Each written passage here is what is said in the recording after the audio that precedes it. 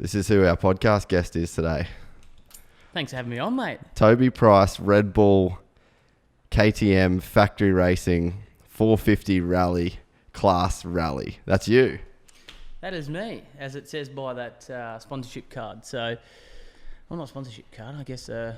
Just a flyer. Flyer. You've got your own flyer. Trying to sell myself, I guess. Yeah, pretty much. That's classic. What's going on, mate? Oh, just living the life in Gold Coast and trying to catch up on pretty much a horrid year that I've had, but we're making progress, so it's going the right way. Yeah, that's what I was going to start with the podcast is 2017 has been shit if you're Toby Price. Other people have had good years, Toby Price not so much. Yeah, that's it. I've got to try and keep it PG rated. I'd like to say a lot of other words of my 2017 year, but it's been horrid, been shit. Definitely one I'd like to really forget about. For sure, I've had a lot of injuries over my whole year and career and whatnot, but like I say, far out, I broke my neck in 2013, and I feel like that was an easier injury to overcome at this stage compared to a broken femur. So it's been up and down, but it's just, I guess it kind of makes you stronger at the end of the day, and it makes all those, hopefully more victories to come a little bit sweeter. Yeah, so it's pretty crazy because in your career, it's been like super low, like as low as you can go, to then you somehow find your way back to the top, back to the bottom, back to the top, back to the bottom. And you know what I mean? So it's like in 2016, you won Dakar, that was the crowning sort of moment that capped off the whole story of, because like I said, it's sort of always been a comeback story with you. And then riding a high, got the new house in the Gold Coast, moved here. Life was pretty rad. And then you go into Dakar. On the bike again for the 5th time, and second in a trophy truck for my first crack. It was, like you say, it's been a violent roller coaster really. So I pretty much should open my own theme park and call it some crazy wild ride of myself really. And that's it. Like 2016 was really good, and just everything was on a good roll, and it just seemed like nothing was really going to come to an end or a stop. So it was just just difficult. We just basically crashed out in one event and back in Dakar again to try and go back and defend the title, and then it's just, that's how quick it can change, just in a blink of an eyelid, just like that. It's just, I don't know, it's part of the sport. Do you get sick of that part of the sport though? Because I mean, is there only so much you can take, or is it just like mentally, how do you just keep overcoming the shit that sort of happens? Yeah, that's it. It's definitely, it's mentally draining, for sure. Like you'd rather just like a constant flow of like top fives really, compared to like a high and then just completely off the grid and then coming back and going again. Like it's, at the end of the day, it's like sponsors want to see you out on track, and they don't like to, it's not like they kind of give up on you, but they just don't like to kind of stick behind you when, the things get a little bit rough and whatnot. Like there's definitely sponsors out there that do and look after us and whatnot, but it's hard for them when they're investing into basically a brand, which is myself, and then once that then crashes out, or it's like a company that just like kind of folds, it's hard for them guys to kind of stay in the real thin part of the time, and then once you get back on and going again, it's you try and ride the high as much as you can. What's the mental, I guess like the mental state that you keep having to find yourself in to keep going? Do you just like, when someone, for you it's a different deal because you're a professional athlete, right? But if you can relate it, it's your job. So if you can relate it to just a dude at work that's got like, say a shit boss, like you don't have a shit boss in KTM, but you know what I mean? It's the same thing. Like you've got to go to work every day with a shit boss. So it's kind of like you having to constantly go to work, rehabbing an injury or trying to get back to where you were. Yeah, that's it. It's for sure. I think if a guy that goes to a job 9 to 5 and they break a bone and whatnot, they're probably pumped and stoked that they're not going to be at work for the next 6 weeks. But don't get me wrong, when I injure myself the first 3, 4, 5 days or the first week, it's pretty much like, why am I doing this? Like I'm just trashing my body to then when I get 40 and 50 years old, and then you pretty much hang the helmet and the boots up, you quickly get forgotten about. And it's like sometimes you sit there and go, why am I doing this? Is it really worth it? And at the end of the time, it's going to be like I'm going to spend more years in a lot more pain than what I was kind of like in my glory, really. So, I don't know. It's just, then like I say, after that first probably 5 days to a week, like you kind of, for me, I get home and just sit there and I get bored really quick. And then it's like next thing you start thinking, bike, go out there and just like, have a look at it and just check over it and see if what kind of went wrong with, if you've crashed that bike at the home or one at the race meeting, then you start watching videos. And social media world these days, it's like kind of get you amped up and get you going again. And you don't ever use your phone though.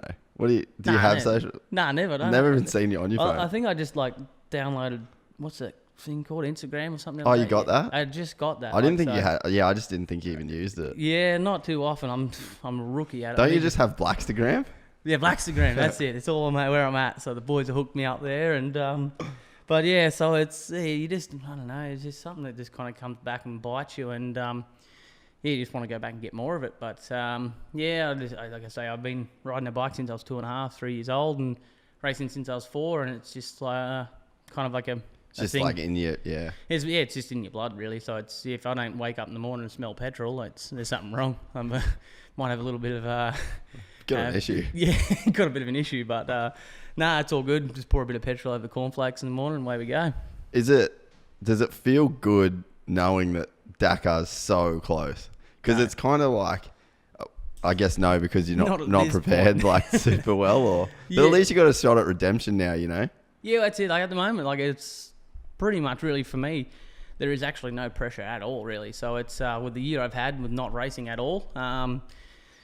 It's like there's nothing riding on my shoulders really. Like pretty much, like I say, as we sit now, we're about just a bit over 4 weeks away from 10,000 kilometers of racing, and we're just basically going to be trying to get through really and go from there. But it's at this stage, we're just trying to get it organised as best we can. But it's definitely not the best preparation. We've always wanted to go into Dakar, but it's like still a shot to get the win back.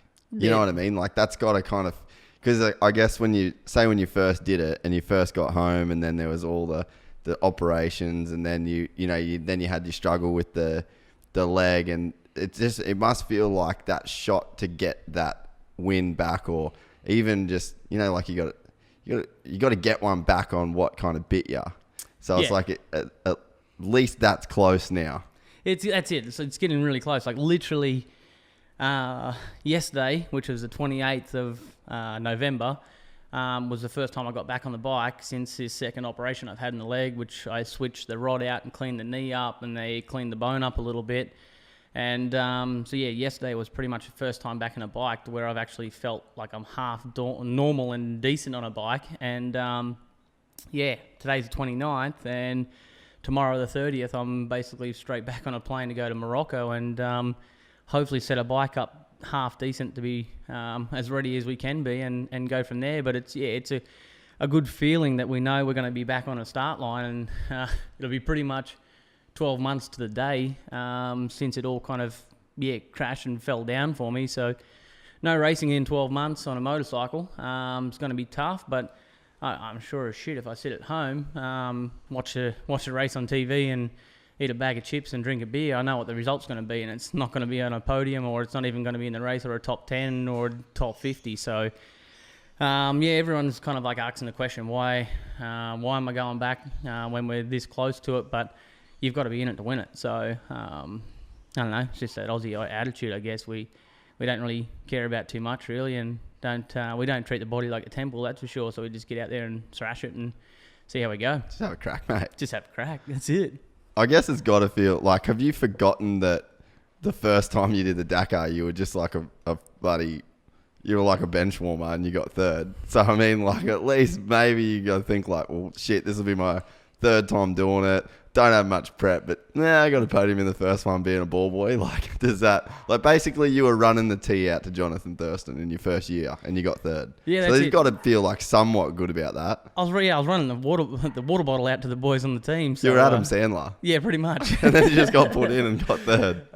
Exactly, that's it. So it's yeah, look, anything can happen in this race, and that's like what I say. It's you've got to be on the start line to see what can come of it. So it's everyone's like going, oh yeah, you got to look after your health. Yeah, for sure, 100%. That's main priority. I've got to look after my health. But if like I say, I sit at home, I know what the result's going to be, and it's not going to be the one I want. So it's I'm more than happy to just try and jump on the line, and whether I make 3 days or 4 days or the halfway mark, whatever, I don't know.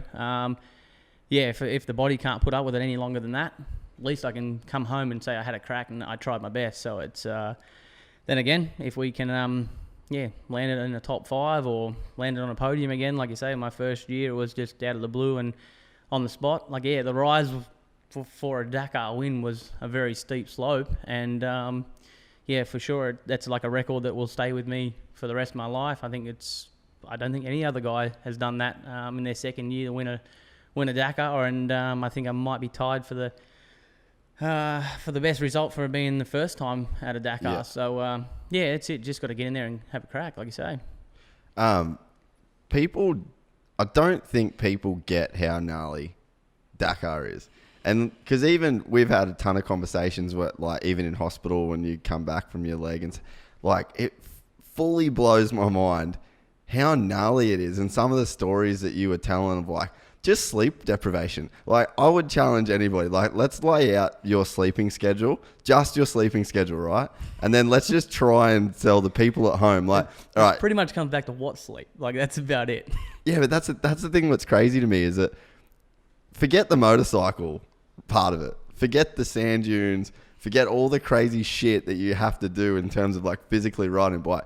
Just the fact that you're not sleeping and really not eating is crazy. Like, what's the sleeping schedule? Yeah, so that's it. Like, at the end of our day, like, we probably get off the motorcycle at like 4 o'clock, 3:30, 4 o'clock in the afternoon.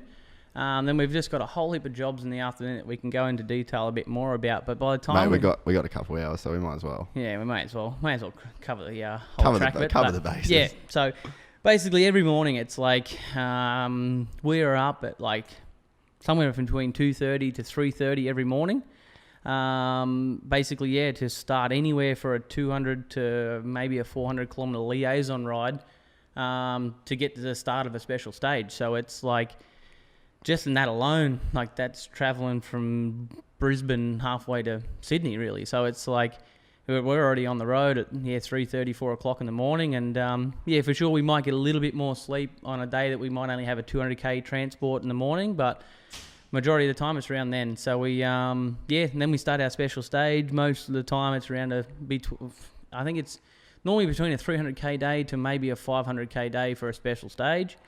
Then the same thing in the afternoon. We've got to get to the end of the day back to our bivouac, which is where our service park is, and then it basically turns into you hand the bike back to the mechanic. You pretty much spend half an hour with him just trying to sort things out and just like say, like maybe the clutch felt like slipping a bit, fork seals are leaking or something, or the bike was the fan cooling system was running all the time, or just little things that they can kind of check over, and maybe your throttle, maybe you might have had a little crash and jam the throttle cable up. So you just kind of run over the bike, just let him know what things to check. My mechanic Joe, he just kind of checks over everything for us, and we're pretty easy on a bike. I'm a big guy, but I look after the thing as much as I can. And then, so you spend half an hour about doing that. So we finish about 4 o'clock on average every afternoon. Spend half an hour doing that. Come in, then we go and have a shower quickly. So you lose half an hour doing that. It's 5. Then you try and get some food in you as soon as you possibly can. So you're just trying to load up on whatever's about. We've got, with KTM, they take a chef that just sorts everything out food-wise for us. Load up on that, drink, hydration. So just trying to scull pretty much bottles of water and electrolytes and whatnot. Before then, by then it's like probably around about 6 o'clock-ish. Then we spend anywhere from like 2 to 3 hours, maybe up to 4, depending on what the day is ahead for the stage. marking our road book. So it's our road book roll pretty much comes anywhere from this to this, and it's that's our holy grail of That's racing. like all your navigation notes and stuff. That's all our navigation notes. If we lose that bit of paper before we load it into the bike the next morning, we're in for a disastrous day and a really, really long day. So, yeah, we've got to mark that the best we can. So, that, like I say, marking it is coming down to like highlighters. So I have like greens and blues and purples and it's in French, isn't it? yeah, it's all in French. So I can, How good do you speak French? we. Yeah, that's about it. No, it's I got nothing. I can barely speak English, and it's so yeah, the guys over there kind of struggle to understand my Australian English. We speak a little bit too fast, so the way we speak to the guys there is like, yeah, all is okay, is no problem. The bike was really good today, and it's like when you talk like this, it's you just seem really weird and different, whatnot. But it's This is like what you got to do to get the point across. Get your point across. So you've just got to slow everything right down so that they can kind of catch everything you're saying to them. And then, and so why do you mark your road books in French? Is that just because that's just like the industry standard? Like that's how you have to do it. Industry standard. That's what gets issued to every competitor. On Dakar. Where did the French? I guess it was Paris to Dakar. Paris to Dakar. So that's just how it started. That's how it started. And if you were going to race in that race, you were a part of their event. So you got to learn the French part of the road book. So we have like markings in the road book that it's got like all in capitals, TDRSP, I think it is. And it's like keep straight on main track. So it's like not even the first letter of any of those match what the meaning of it is. And that's so gnarly. So it's just little things like that. We need to get you a emoji road book because I feel like that's about like the extent of your communication. What do you mean, mate? skills. I don't use a phone. Like I don't even have. No, look, that was a joke because Toby's phone is glued to his hand. The only time he's not on it is when he's on the bike, and he hasn't been on the bike much this year. Mate, I'm not allowed to take it on the bike with me. I'm not allowed to take any like smartphones on the bike with us because of the GPSs. GPSs and stuff. Yeah. So you can't take none of that. You can't even take a Garmin watch or anything because you can load a track into that and find your way through. So there's so many restrictions on that you can't take along on the road with you. So yeah, like I say, it's all these road books and all the markings and stuff. You just basically like kind of at home, I make up little flashcards. Yeah. And just kind of flash what the symbol is, and then try and remember what the meaning of it is to the road book. So that's just like little things we practice and whatnot for there. Like I say, then once we do that, that probably then kind of ends up to being about 8 o'clock. Then 8 o'clock we have a briefing with ASO, which is Are they like the promoter? They're like the promoter committee that run the whole of Dakar event. They just kind of give us a bit of a guideline on what the day is going to be like between the first 10 to 30 kilometres of special stage. It could be rocky and snotty and average. From 30 to 80 Ks is going to be really tricky navigation. It's going to be in sand dunes, and you're going to have to take your time, be careful. Like the sand silt beds are really, really soft. Like so, they just because that's what caught you out last year, right? It was like a silty water crossing kind of thing. Yeah, like a water riverbed crossing, something in there. So it was all hard packed surface ground and whatnot. And then I ended up finding something on the ground, and all I remember was a hard thud and just starting to hear a little bit of valves and lights out and. Yeah, no camera, no action, and then landing in waking up in hospital in La Paz in Bolivia. So that was where my race this year kind of finished for us, and then it kind of destroyed everything. But so then once we finished that, a rider's briefing usually goes for about half hour, 45 minutes, just kind of going through things and things. We write down in notebooks and stuff so we can go back to the campers or the tents and stuff to kind of read over. Then we just have basically like an hour or so. We just go back through the road book and just make sure we've marked everything to the way we like things. There might be a couple of things we missed, or might be a couple of important things. So like I say, for me, how we've got the colours. So it's like green, blue, purple. So for green, for me, if I see green on my road book, I know it's like pretty much full gas, wide open. Greens go. Red is like danger point. So we have caution 1, 2, and 3.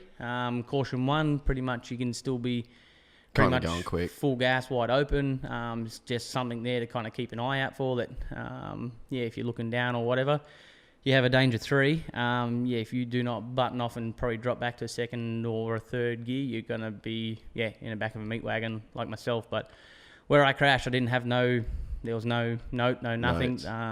So So yeah, I just caught something out of the blue, which kind of maybe blended into the ground and whatnot.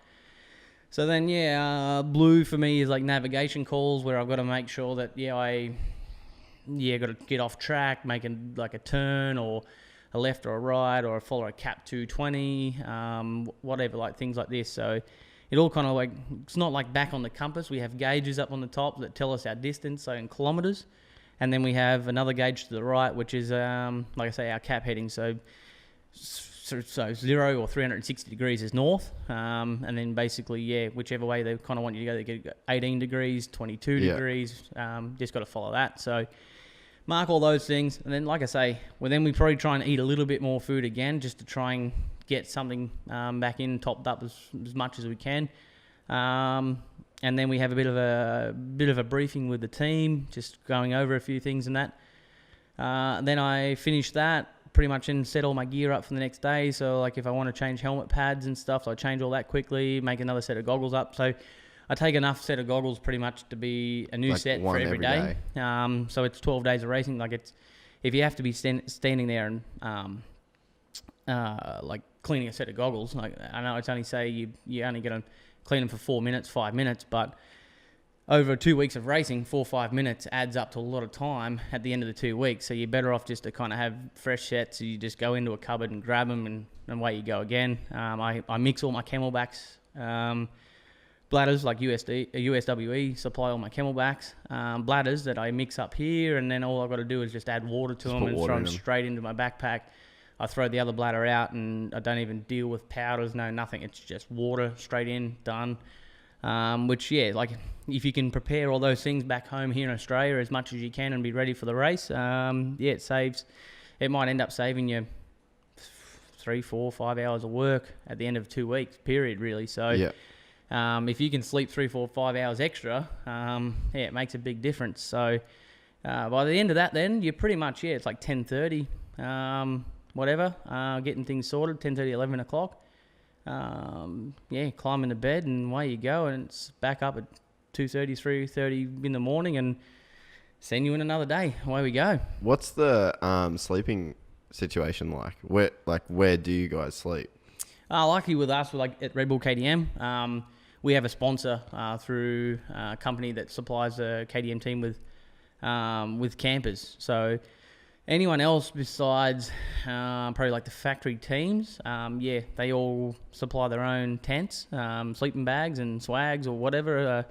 Not many people over there know what a swag is, so it's that would be like the what do they call, glamping of camping.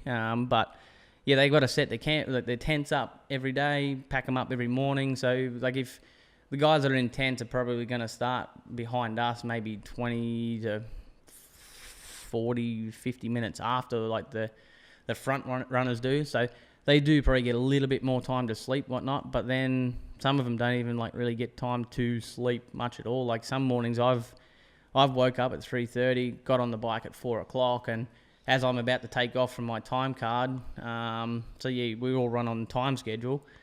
They'll say, I leave at 3:30 in the morning from first check, and I'm riding up the road. Next thing I'm seeing a light heading towards me, and it's a guy from the previous day that's still coming in to finish that last day I've just done. Like it's when you do that, those guys are in some pretty big struggles. Yeah, they're a long day. Like they've nearly been on the bike 24 hours. So when you do that, you're pretty much going to start losing. You might last another 2 days, and then you're going to be pretty much eyes rolling in the back of your head and all crossed up. So how I would describe that is me and you mountain biking with Matty.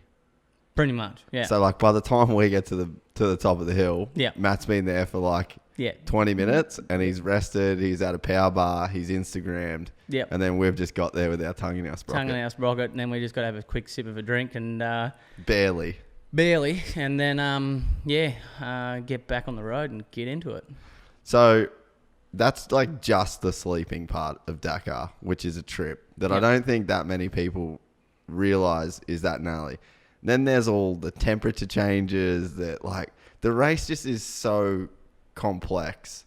Even the fact of how the transporters have to like leapfrog because you can't even keep up with because they're in like semi trailers and campers and stuff like that. And then you guys are pinning it. So there's all this like leapfrogging that has to happen. Like you literally can't even drive and follow the race.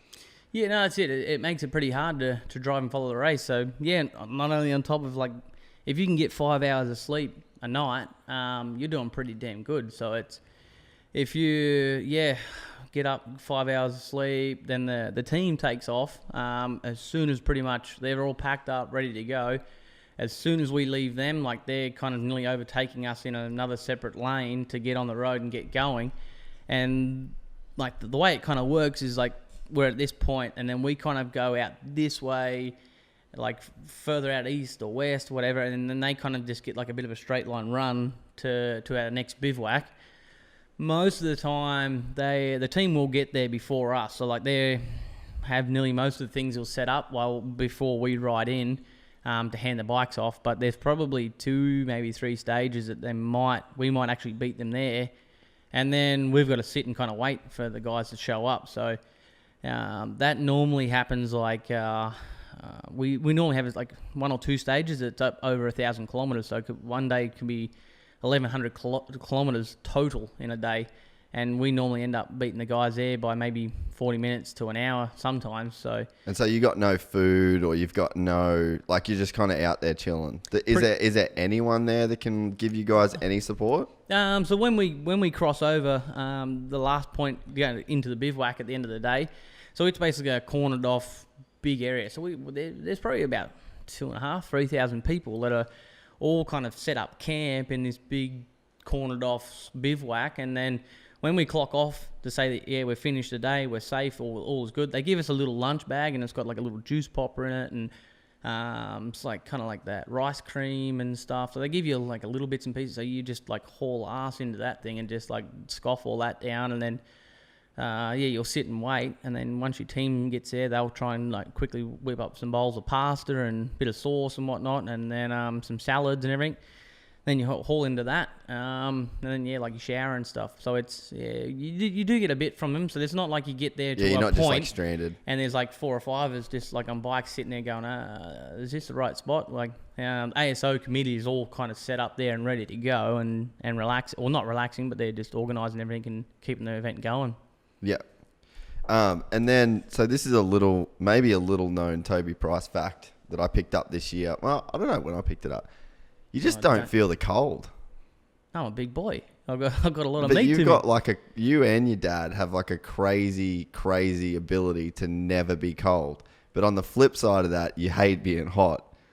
So that's another thing about Dakar is you go through these extremes of being like crazy cold and then crazy hot. Yeah. So you don't care about the cold part, but then when it comes to the heat, you just cook. Like the heat doesn't kill me. Like I don't like it, but I can still function in it. So yeah, like for me, sitting here now, like I think the air conditioner's on at 20 degrees, and I think if you can see, I'm sweating. Like I just hate being hot, and the colder it is, the better I function. And for this race at Dakar, it takes you through all these different conditions. So one day, you can be cruising through the Andes at -4 or 5 degrees, and then that afternoon you can be down in the sand dunes, down at sea level, and 48 degrees, like anywhere in there, and it's bloody, it's cooking. So it doesn't, the race just throws everything at you, and altitude and stuff. But like I say,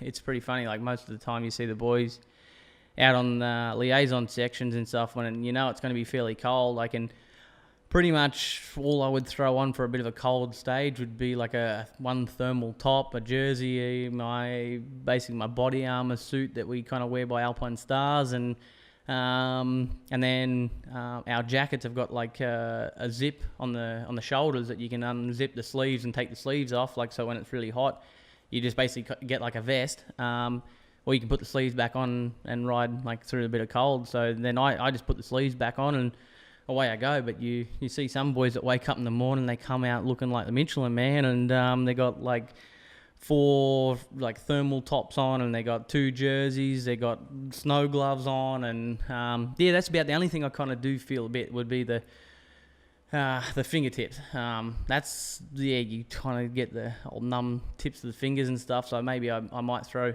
like the food processing like the gloves you'd use to like run your oil through your air filter and stuff. So kind of run those on, so it kind of deflects a bit of the wind and the cold off the finger. But yeah, you still get the cold tips and whatnot. But yeah, other than that, like it's I'm sitting up, perched up high, cruising along, and the boys are like trying to tuck in behind their windscreen, and they've got all these suits and rain jackets and coats and whatever on, and like when they get to the start of the special stage, like if it's been a cold morning ride, they're taking off layers and layers of gear and whatnot, and they've got like a mountain of riding gear just like sitting at a special stage that we can put into a bag, and ASO sometimes help us out and take that stuff because they know it's tough for us on the bike to carry all that like through a stage and whatnot. So they do help us out a bit. Like we literally can't take a full gear bag full of stuff, but like if we have enough stuff that they can kind of just look after us a bit, it's not too bad. So what do you like, well, how do you explain the crash, like exactly how gnarly it was? Pretty much the only way I can explain it is do you remember how fast you were going? I don't remember speed. I didn't have my bottom gauge normally tells me my speed, but if I'm looking, like, if I'm sitting on the bike, like, looking out over, and then the road book's probably about here, the gauge, it tells me my speed's probably down here. If I'm starting to look down that far, then, like, I'm putting myself into a lot of danger most of the time. So that, we only use that, like, the speed odometer pretty much for when we're through, like towns, like little villages and towns and stuff. So our GPS doesn't track us. Our GPS tracks us, but doesn't tell us where to go. It just tells us where we are. So if we hit a small little village in the middle of a special stage, we might have to go through that village at 50 kilometers an hour. So it pinpoints where we are, and then if we hit that mark where we need to start that speed zone, it'll clock the GPS off at that, and then you've got to do under 50 kilometers an hour. So you try and keep it at 49 kilometers an hour. So it's like getting a pit violation in Formula One or something. 100%. Yeah. So if you go through that, if you hit 51 kilometers an hour in a 50 kilometer zone, like, and it pings you at that, I think depending on the day or the speed penalty, like it can be anywhere from a minute up to 5 minutes for how much you go over. It depends on how much you go over the speed. So if you're like 55 kilometers an hour in that, yeah, they ping you for like 5 minutes. So that starts killing your day. But all I remember for that crash this year was being in a riverbed. All I know is I was top gear and pretty much wide open. So our bike on a good, smooth, hard pack surface, we can probably get 170, 175, anywhere in the probably about between 165 and 175, depending. For me, probably it's 165. I'm a big boy. Bike doesn't really like trying to pull me too much, but especially in the sand. So we had it was a bit of a soft surface, whatnot. So yeah, I don't know. Probably would have been 145 kilometers an hour. Like I just know I was top gear, wide open. Real hard, like, impact. And then all I remember is just starting to hear a little bit of valves. And waking up. So, like, when you say you were hearing valves, that means you were going over the front, so you were trying to hold the bike wide open and bring the back down, basically. Pretty much, or I think it just happened that quick. Or you were just holding it on still the whole time. I was just wide open and hanging on to the thing, and it's like I got a bit of false information relayed to us. I don't know if it was on purpose or if it was just something out of the blue. Yeah, what was the story with that? We. What was it? We crossed from... where was it this year? I can't even remember. It's a bit... See, I think it's still... I got knocked out, so it's still from the crash. But we're crossing the border into Bolivia. That's all I know. Where we started in that first country, we crossed the border into Bolivia. The guy on the pit board pretty much said to me, hey, yeah, this is like the other times the guys come in. Because I think I started that stage that day maybe... 8th or 9th, I think. So the day before, I had a bit of a trouble day. I got a couple lost in a couple of bits, and then because were you leading the day before? I was leading the stage out the day before, yeah. And then I got lost a little bit, and I lost a bit of time. But so for the people that haven't watched Dakar before, you're really not trying to win at the start. Oh no. Like, what's that kind of strategy there? Just for people that don't know.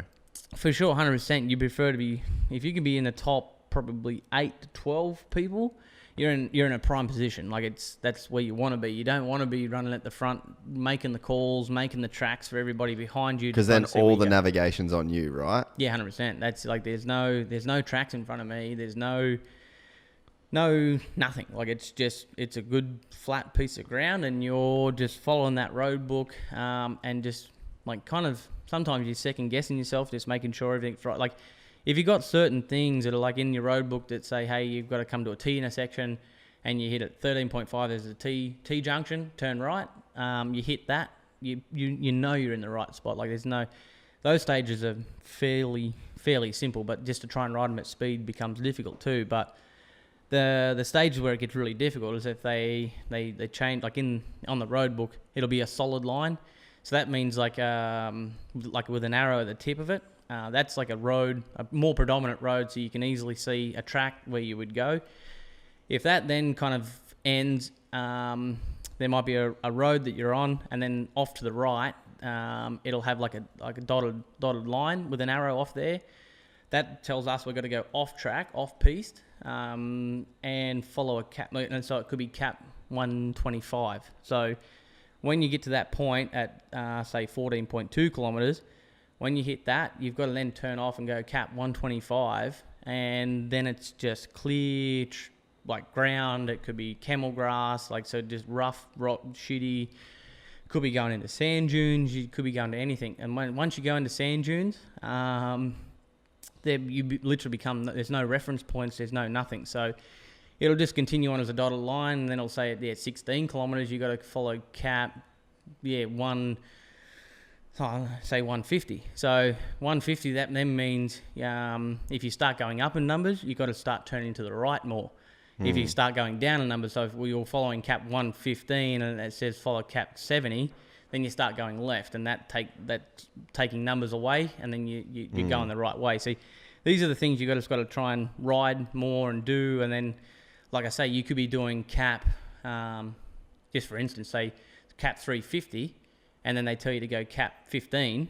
Like how I said before, you'd go left to take numbers off. Well, cap 350 to 15, you'd turn right because it then takes you over your 360, and it's all the way back to your 15. So you've got to be careful on those areas. So you might be going flat out and just have a mind blank, and it says 350, go cap 115 or go cap 15, and you go, I've got to go left. The next thing you just start doing big 360, just riding and in circles. Go in a circle, and you go cap, and I'm like, damn, I just needed to turn right. Like that was all it was. So they're the bits you got to be a little bit on top of, and then it just kind of drags your day out of just anywhere, like a 400-500k day of doing navigation calls in front of everybody, showing them the way. It makes it easier for them. So you just got to be, like I say, you don't. It's just like a strategy, kind of like a Tour de France kind of thing, where you sort of everyone's pace and just maintain the front, don't let people go away. But then what happens is,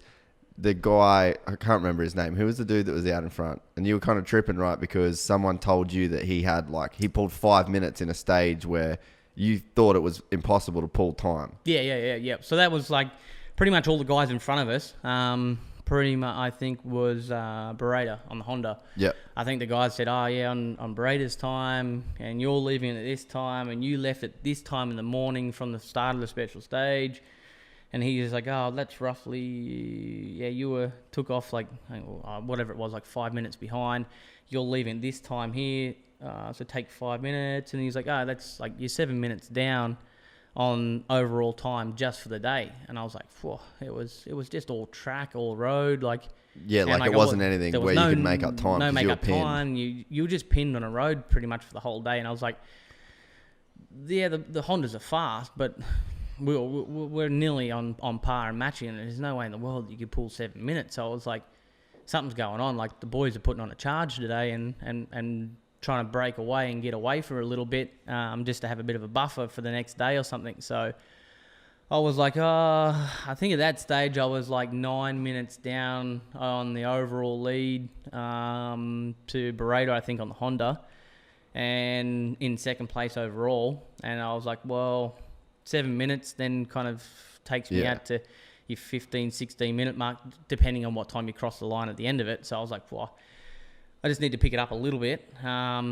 just to kind of try and claw it back to maybe 4-minute gap. Like I can kind of control that because we were at this was day 4 I crashed.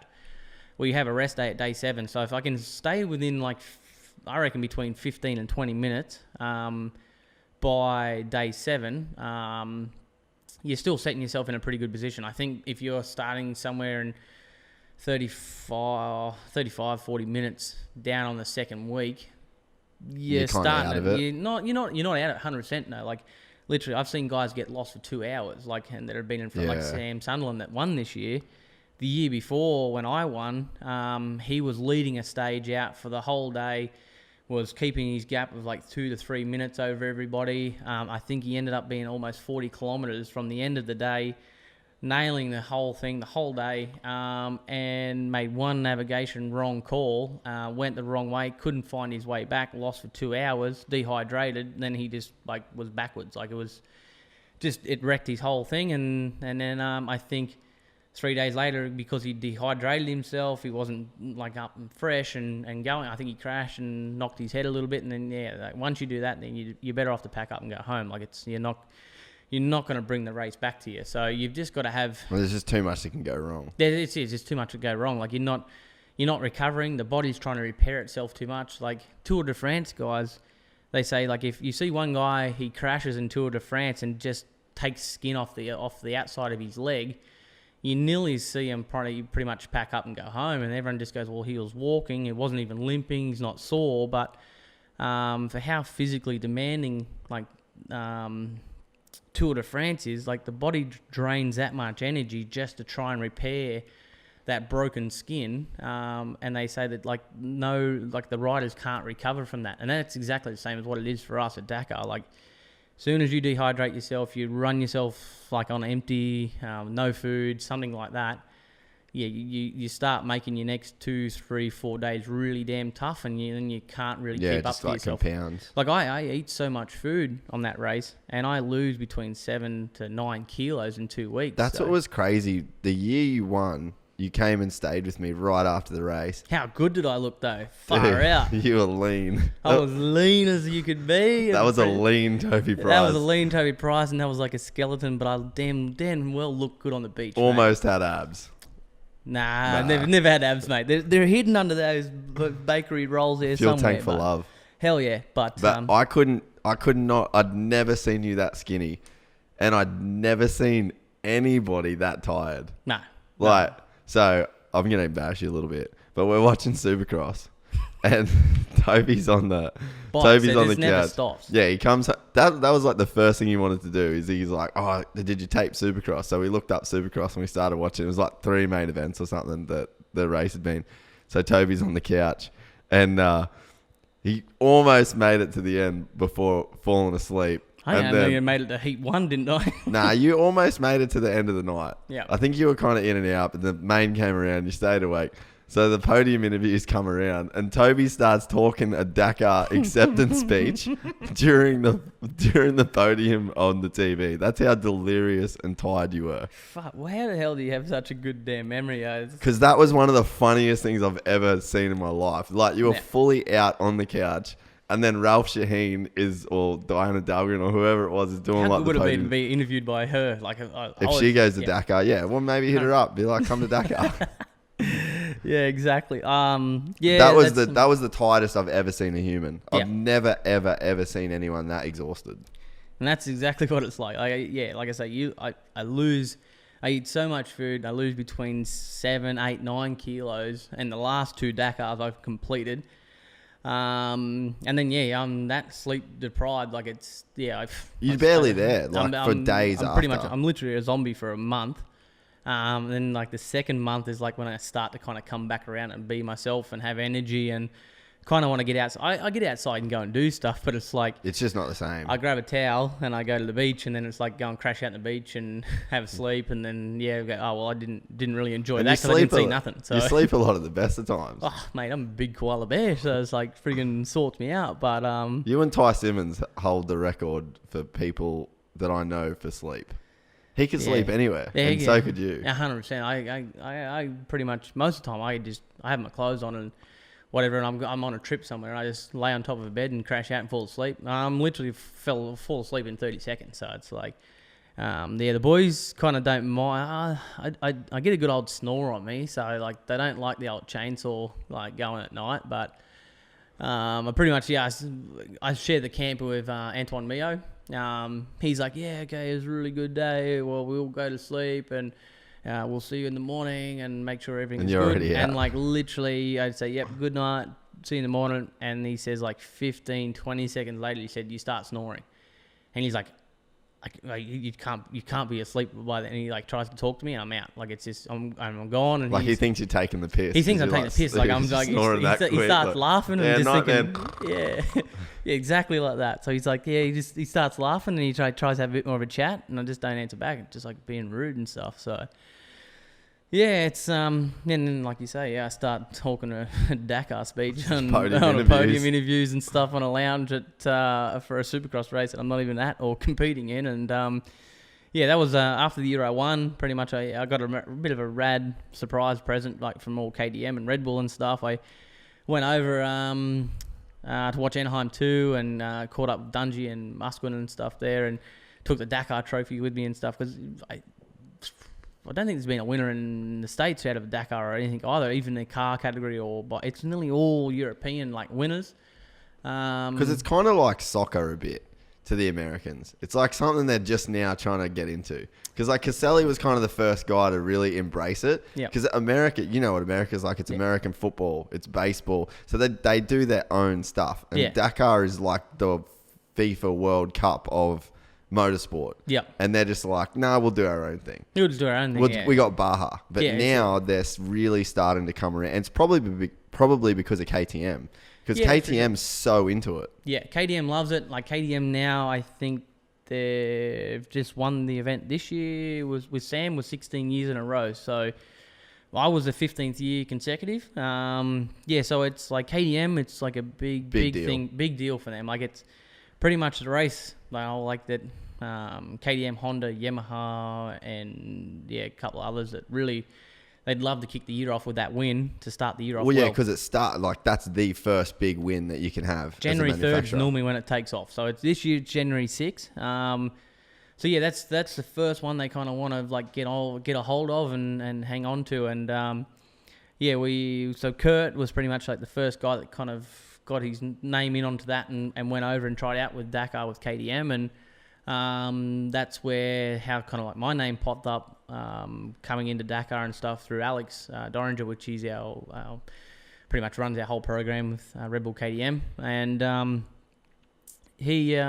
Kurt pretty much just mentioned to them saying, hey, just keep an eye on Toby, maybe he could be a guy you could look after in the future, and maybe he could he's fast in the desert, so he could maybe make a good rally rider if he can navigate well. So that all kind of kicked off there, and it's where the interest kind of started for in the States, USA, was through Kurt, and I think States now, and also like Robbie Gordon's been doing Dakar for a few years too, in the trucks and the car class, so he's been there going for a few years and just had a lot of things go up and down and not quite his way and whatnot, so so there's been a lot of interest for it for USA, and then we've now, I think they've got Ricky Brabeck and Bryce Menzies, so he's in the Mini. And plus Andrew Short's doing it this year for Husky. Yeah, Husky's just signed up. I'm actually super interested to see how he goes, because he is one of the nicest dudes ever, and obviously he can ride a bike. Rad dude, yeah, hell yeah. One of the nicest dudes that you could ever come across, like pretty much riding a dirt bike, and it's he enjoyed, like he raced at Morocco, got a fairly decent result there. Yeah, how did he do there? I think it was just outside the top 10. So it's bad, it's still good. Like it's for his first one, like literally he showed up pretty much saying he'd only done one or two road books in the States, practicing, and then just showed up and had a crack. Which is pretty much a very similar story to what I've got. So it's it was cool to see him come over, and like he's been pretty damn successful in motocross and supercross, and so it's good to see him come back. Like I guess he kind of retired from that, and went across and was doing all the testing for Roxon and everything, and then he still loved that. He spoke of that, saying that that was one of the coolest jobs he had, and that fun factor was always there, hanging out with him and doing stuff with him. But because when Ken first moved to the States is when I first moved there. So we both moved there at the same time. And Shorty was on KTM. Yeah. So that was like Shorty was Ken's dude. Like, they went to the track together every day. They ate together every day. Like, Shorty was the guy that really kind of helped Ken move over. So that's what, when I saw that Shorty left that whole Honda deal to do the desert thing, that's what told me he must be super into it, because I know how pumped he would be on that, working with Ken in that kind of form at Honda. Yeah, 100%. That's exactly right. So he still speaks really highly of that program he had there and what he was doing. And but he said as a normal thing for all of us, like when you're a racer, he said it's hard to kind of get away from that competitive side. So he said, like it was a good job for what he was doing there with Honda. But he said it just kind of started to catch up that he just started to feel like he had a little bit more left in him, and something like the Dakar is something that he could kind of do and hook into. So Husqvarna approached him, got him on board, and so KTM. No, Husqvarna, mate. KTM. Husqvarna. It's just two different families. It's like cousin. Here's Matty Mac. We got some visitors. Got Matty Mac visitors in here. Actually, let's pause for a Red Bull real quick. Oh, do you want a Red Bull, mate? Red Bull, we're on, mate. On? Yeah, sign me up. We on? Oh, we're still live, are we? Oh, we're on, mate. We don't stop. Ron, stop. Ron don't stop. Ron don't stop.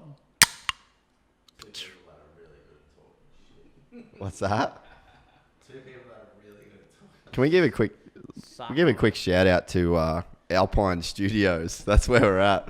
Alpine Studios / Gold Coast Studios with the tripod rental and power cord rental. Alpine Studios, mate. This is the first time work gets done here. Oh, wow. Toby, with the merch line dropping tomorrow that Matty just went and picked up. We've got a crowd here. He's out. See you, mate. See you later, Do you guys want to sign Toby Price pamphlet? Did you steal me a dog? Yeah, Toby wants a dog. Yeah, give me a dog. Dog for a shout out. $8,000 for a dog? Yeah. Does it come with the car that they drop it off in? Does it come with that Mercedes they had? No wonder they got a Mercedes. Bloody $8,000 for a dog. See you tomorrow. No, I won't actually. Pull that. Make sure you just keep pulling that mic close to you. I'll pull this out this way there. All right, and we're back. We've got a Red Bull. We're back. I needed a drink. Bloody stories are good, Tobes. You're good at this podcast stuff. Oh, mate, I can spin a yarn, that's for sure. So we kind of started talking about your crash about 45 minutes ago. How long is this going to go for? I don't know. I'm pretty sure people don't want to hear me talk shit. They do, though. 2 hours. Hey, hang on 2 secs. Oh, now you're just holding the show up. Oh, yeah, got plenty of time. Nothing but time for a bloke like you. Just cough. So we started talking about your crash probably 40 minutes ago, and we haven't quite got there. So to recap, it's been good. I like the tangents, but just to get people back to speed. So pretty much on the speed, mate. All I did was hit something in the ground and ended on my face really hard, and woke up in a hospital. What happened to your leg? Snapped it. Which bit? Femur. That's the big dog. That's that big dog right up the top. That's the big one you don't want to break. Nah. That's like snapping a piece of 2x4 that's in your body. 100%. So... Are my answers good for you now? No, yeah, that's good. You were doing better before. The Red Bull's got you bloody G'd. Give me some wings, mate. Yeah, you've got wings. So you crash. You're laying on the Bolivian desert. Where were you when you crashed? I was in Bolivian desert. I really actually don't quite know where I was. It was actually quite funny. A guy actually, the first picture I just received on social media, messaged me today and said he was a guy that helped me while I was laying on the ground, and I do not remember the dude, don't remember seeing nothing. I'm just trying to find, here we go. Will the camera see this, you reckon? If I put it up to it? Yeah, put it up there. I'll screenshot it and put it on the podcast anyway. So pretty much as you can see there, I look like I'm in a world of fun. I look like I was having a great old time. And holding some stranger's hand. Pretty much, yeah, just trying to get comfortable and get sorted. And that is actually like the first photo I've kind of seen anything of me being at that event crash. So I don't remember none of that, which is kind of good sometimes. Yeah. I landed fair on my head. And as I say, like I don't remember anywhere in there. I don't remember a helicopter ride. I don't remember being in a plane. I vaguely remember starting to come around as they were kind of just loading me into a meat wagon, pretty much, and a wambulance. A wambulance, wham, and whammy, and then what? Yeah, like, so then I started to feel like a little bit of pain, and just said, hey, like. They started to drive down the road, and literally I thought they were driving the Fink track here in Australia, and I was just like, what the hell are you guys doing? Where am I going? And I just asked for a bit of pain relief, a bit of painkillers, jabbed me in the arm, and then, yeah, like I say, I woke up the next day and the surgery was done. So, fuck. Yeah, exactly that word. I've got no idea on any of it. So you remember being in the ambulance super quickly and then going, oi, I'm pretty sore. Yeah. And then next day, surgery. So you had no control over the surgery, no like consent forms, nothing. Just wake up, metals in your leg, massive scar, and you have no fucking idea where you are. Pretty much to my knowledge, I don't remember any like giving consent to nut. Like it, I probably maybe you did. Maybe I did. I don't know. Like no one could really speak English there, so it was like, hey, I woke up after the surgery, and the doctor's standing above me, going, very bright, Toby, very good job. I'm like, what the friggin' hell? What do you mean a good job? What have I done? Like, and yeah, he could have cut my leg off. He could have took my kidneys. He could have done whatever. I wouldn't have even had a clue. Like, because it's a third world country. Like, yeah, and it's not being a dick saying that. Like, it's legitimately just a third world country. Yeah, no, it's not being mean or not being cruel to the country. Like, they're in hard times, and yeah, it's a third world country. And like,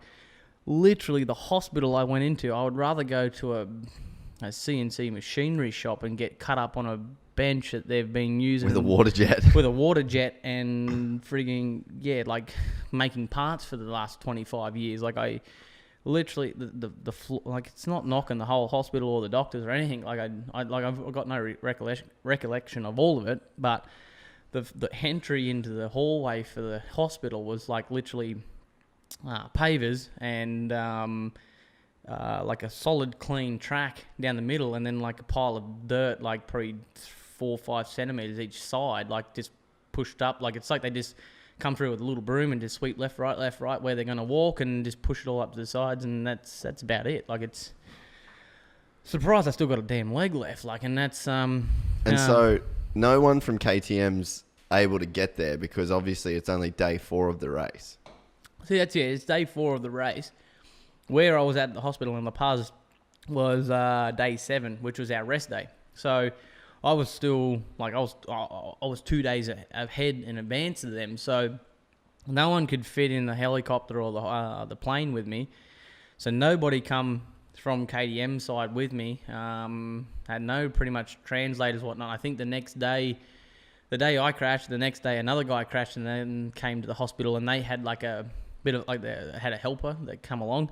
And then they knew that I was in there, then started to come over and translate things for me. So the second day started to get a bit better. But once I woke up from the surgery, I was asking like for a bottle of water or like something to eat, anything. Like I was starving. I crashed it. I think like 12, 1 o'clock, 2 o'clock that day previously.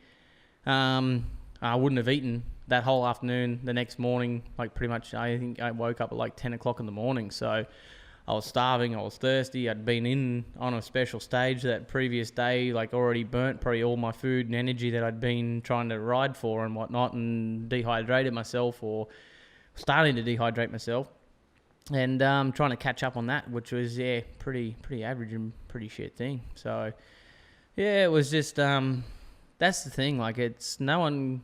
Yeah, everyone just sees a mad package of Dakar, and they just show you on the 30-minute clip of the afternoon here in Australia that they show you the highlights of just all the nice things of Dakar. Like, the race is amazing. It's a mad adventure, everything like that. But it's just, we hurt ourselves like that. Like, we're literally like, we're not like Supercross where they've got the Asterix medical crew that are there in 25 seconds to be at your side and help you. Like, it literally relies off a GPS tracker that then signals that you've been stopped for a bit. That you've stopped for a minute. That then sends a signal to ASO, which is based in France. So a satellite signal goes to the towers up above, across, down to France, and said, hey, this bike's not moving.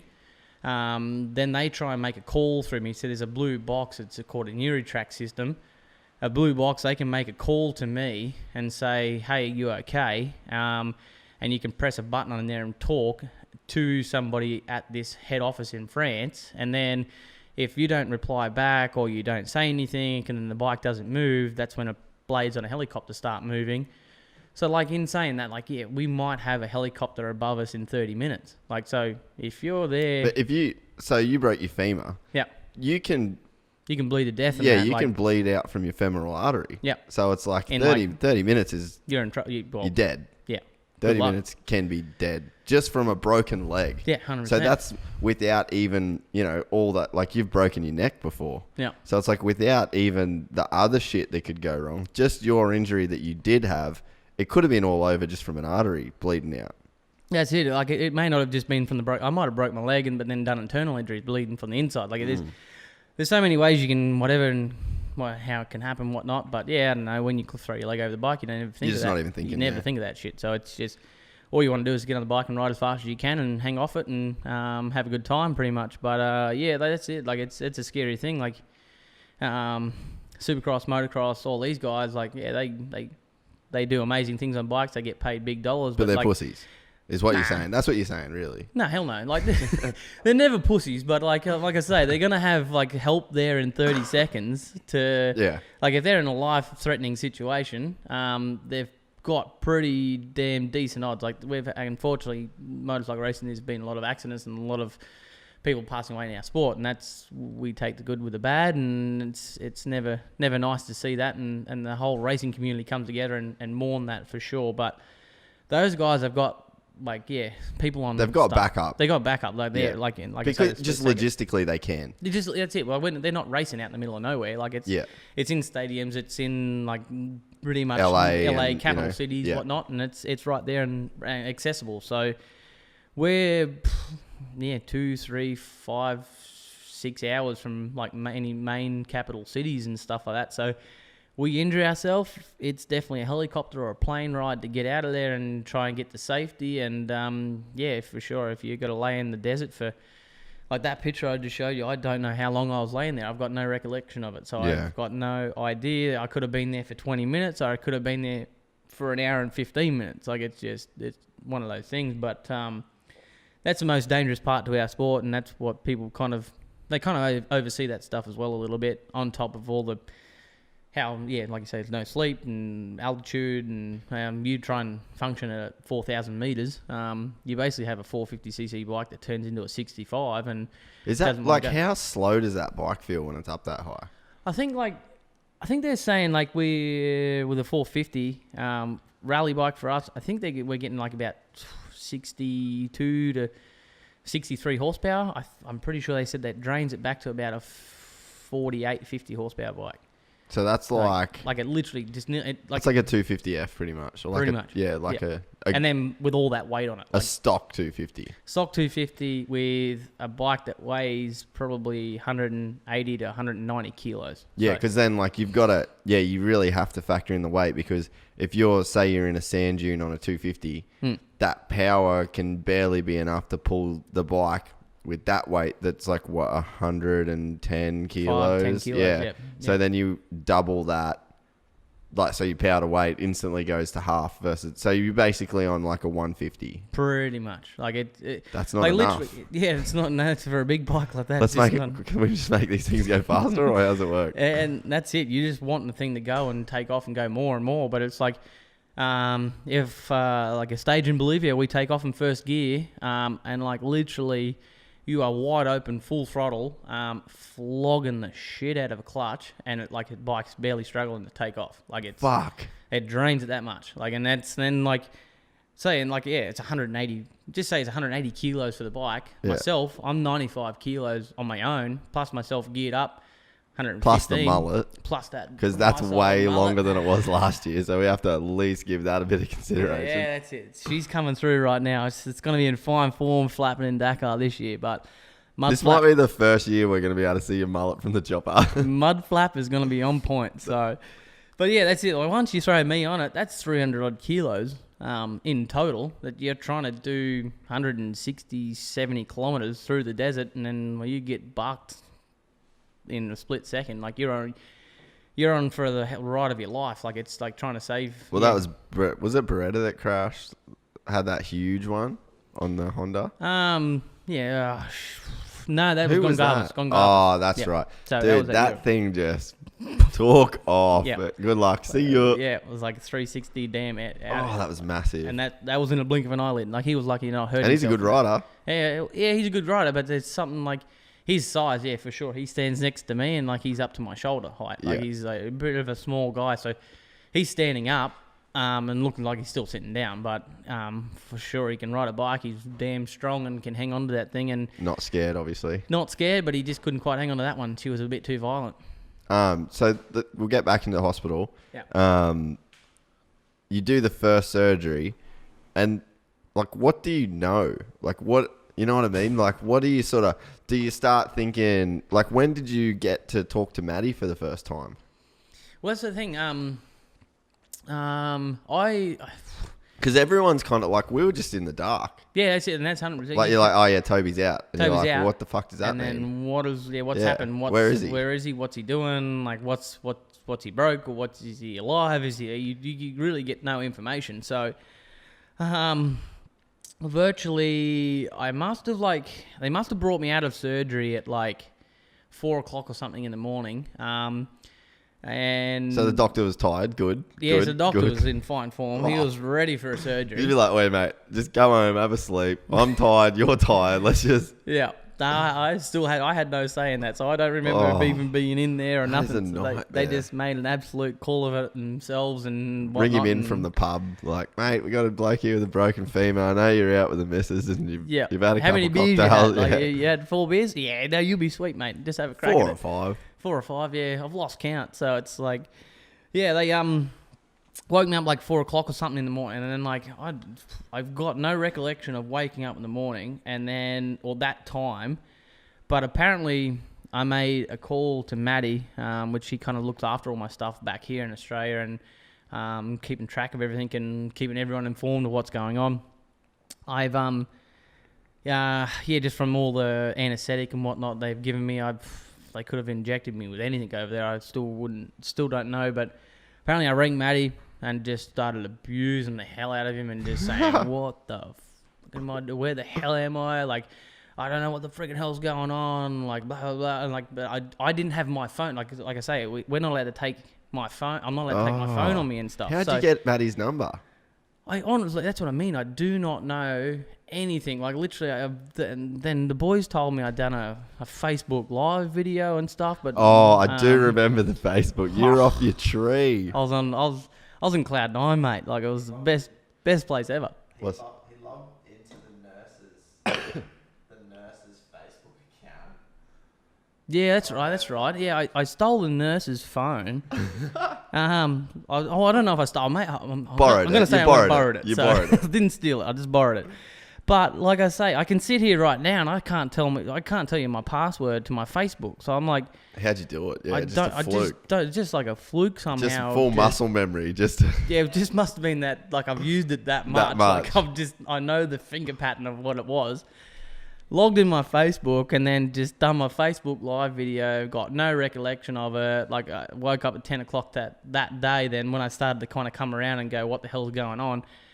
And then I log in and I must have got the phone back from him, and then I log in my Facebook, and then next thing he's like friggin' 45,000 notifications, and I'm like, oh shit, okay, yeah, people are knowing I've crashed, and I'll click on it, and next thing, here's this dirty old video of me, and like friggin' high as a kite, and just enjoying life, and didn't really care about nothing, and hadn't even broke nothing, and that's so weird. Don't eh? remember none of that, and then I. It was an apology to Australia for failing. Apology to Apology Australia. to Australia, because I let everybody down. They were riding on there on the back of that bike with me, and I just failed. I was talking to Robbie Gordon at the same time because he'd spent a lot of time over there, and he's like, "Man, you're not talking to Toby. He said he hasn't been speaking to you, and this is after 2 days." And I was like, "Robbie, I've been chatting to him," and Robbie Gordon's like, "Man, I think you're lying to me." It's like, yeah, so I'm like, Robbie Gordon was there in the race, so he was like, no, sorry, he wasn't there in the race that year. It was the year before that I won, but so yeah, he was then like in contact with Matty, just saying, hey, what the hell's going on? We need to get him the hell out of there. Like it's a third world Because country. Robbie's really good like that, eh? Yeah, Robbie's really like far out. Like I've got some pretty rad people connections in the car side of community and stuff, and Robbie Gordon's one of them. And yeah, he's a badass. He's a legend. And yeah, so he's got in contact with Matty and just said, hey, if you guys don't sort some stuff out in the next few hours, like we need to get him out of there. Like he's in some trouble. Like it's not a place to be. Wasn't it the highest hospital on planet Earth?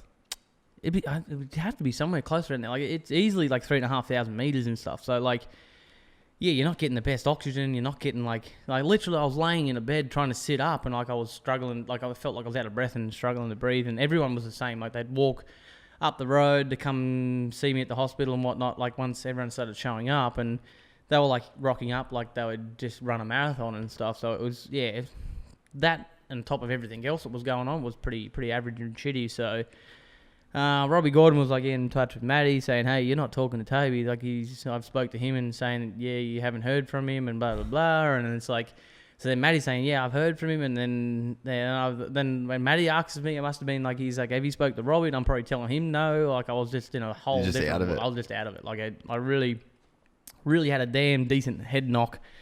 And yeah, I don't know. It's just, there's not much between the ears, but there must have been something that day. But then on top of that, I still just can't believe you borrowed a nurse's phone and somehow remembered to log into your Facebook and apologise to Australia. Apologise to Australia. First things first. Australia are fucked up. I've messed up. I've really done some shit things in my life, but that was like on top of my list, and that was the one thing I had to apologise about. So, God. yeah, then like I say, on top of that, I just rang Matty and I was just abusing the hell. I'm like, hey, get me the friggin' hell out of here. Like, this is just, well, I don't know what the hell I'm doing and blah, blah, blah. And like, everyone's being dicks to me and this is bullshit. It's just not the right thing. So, and because like, so no one could speak English either. Nah. So like, you didn't even know. Did you see the X-rays though?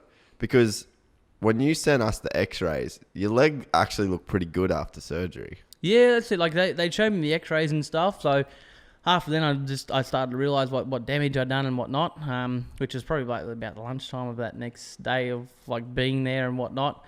But yeah, like for the damage that was done and how bad I broke my leg. So pretty much what the doctor said, it was like my bone didn't just snap, it didn't break. It just basically, it's like I landed on my knees and then just like compressed it that hard. It just it shattered and blew out, and it like blew it into 4 bits. So had the 2 main bits of the bone and then it just like splintered 2 other big bits out. So then it was like kind of like a jigsaw puzzle to put it back together and whatnot. But yeah, looking at the surgery and stuff, like, hey, they'd done a pretty damn decent job. And yeah, for like being in a third world country, it was like, yeah, okay, I'm kind of happy. I'm in a shit ton of pain, but yeah, it looks good, looks decent. But then I was like, well, I just have to wait till I get back to Australia somehow, whenever that does happen. And because you've got no idea of like how or when you're even getting home. No. I had no idea when I was getting home, when I could get out of there. I didn't know when the hospital would release me. Literally, I was just trying to get released on the first probably 30 seconds of opening my eyes because I knew where I was and I knew I was in trouble and had no one around me and no mates, no friends, and no like team, no nothing. So it was just pretty much went into overdrive and survival mode and just like get me on a plane home. But just had to kind of be careful. Apparently the surgery took a fair while and I lost a bit of blood during the surgery and my blood count went down a fair bit and then basically it turned it into apparently I had like 1 or 2 seizures or something. Damn. Like when I woke up or something. So, like I say, they didn't speak English, so they told me something about seizure, and then I was just hoping that it was half decent. Hopefully that just means success in Bolivian. So yeah, exactly. Then that was about it. But it ended up being like apparently I was back in the room, in the hospital bed, and I had like a slight seizure and stuff, and a bit of a fit, carrying on and whatnot. So waking up, probably not too many people in Australia know, but it's I had a bag of Bolivian blood, so I do have a little bit of extra in me now. So I'm not. So you're like, so foolish. does that mean you just get a visa now to go back to do Dakar? 100%. I'm going to. Like you're basically a citizen. I may as well try and claim one. So I actually just went to the gym before at Elevation Gym here in Gold Coast, and like felt like I haven't really been able to do too much the last 10, 11 months, and my oxygen percentage rate was pretty tip-top shape. So it's like, Bolivian altitude blood. The Bolivian altitude blood. It may have come from goat or you don't dog. know where it came Don't know from. where it came from, but Hopefully it was red. just hopefully it was red, and I'm pretty damn sure it was. So I got a bit of memory on that, but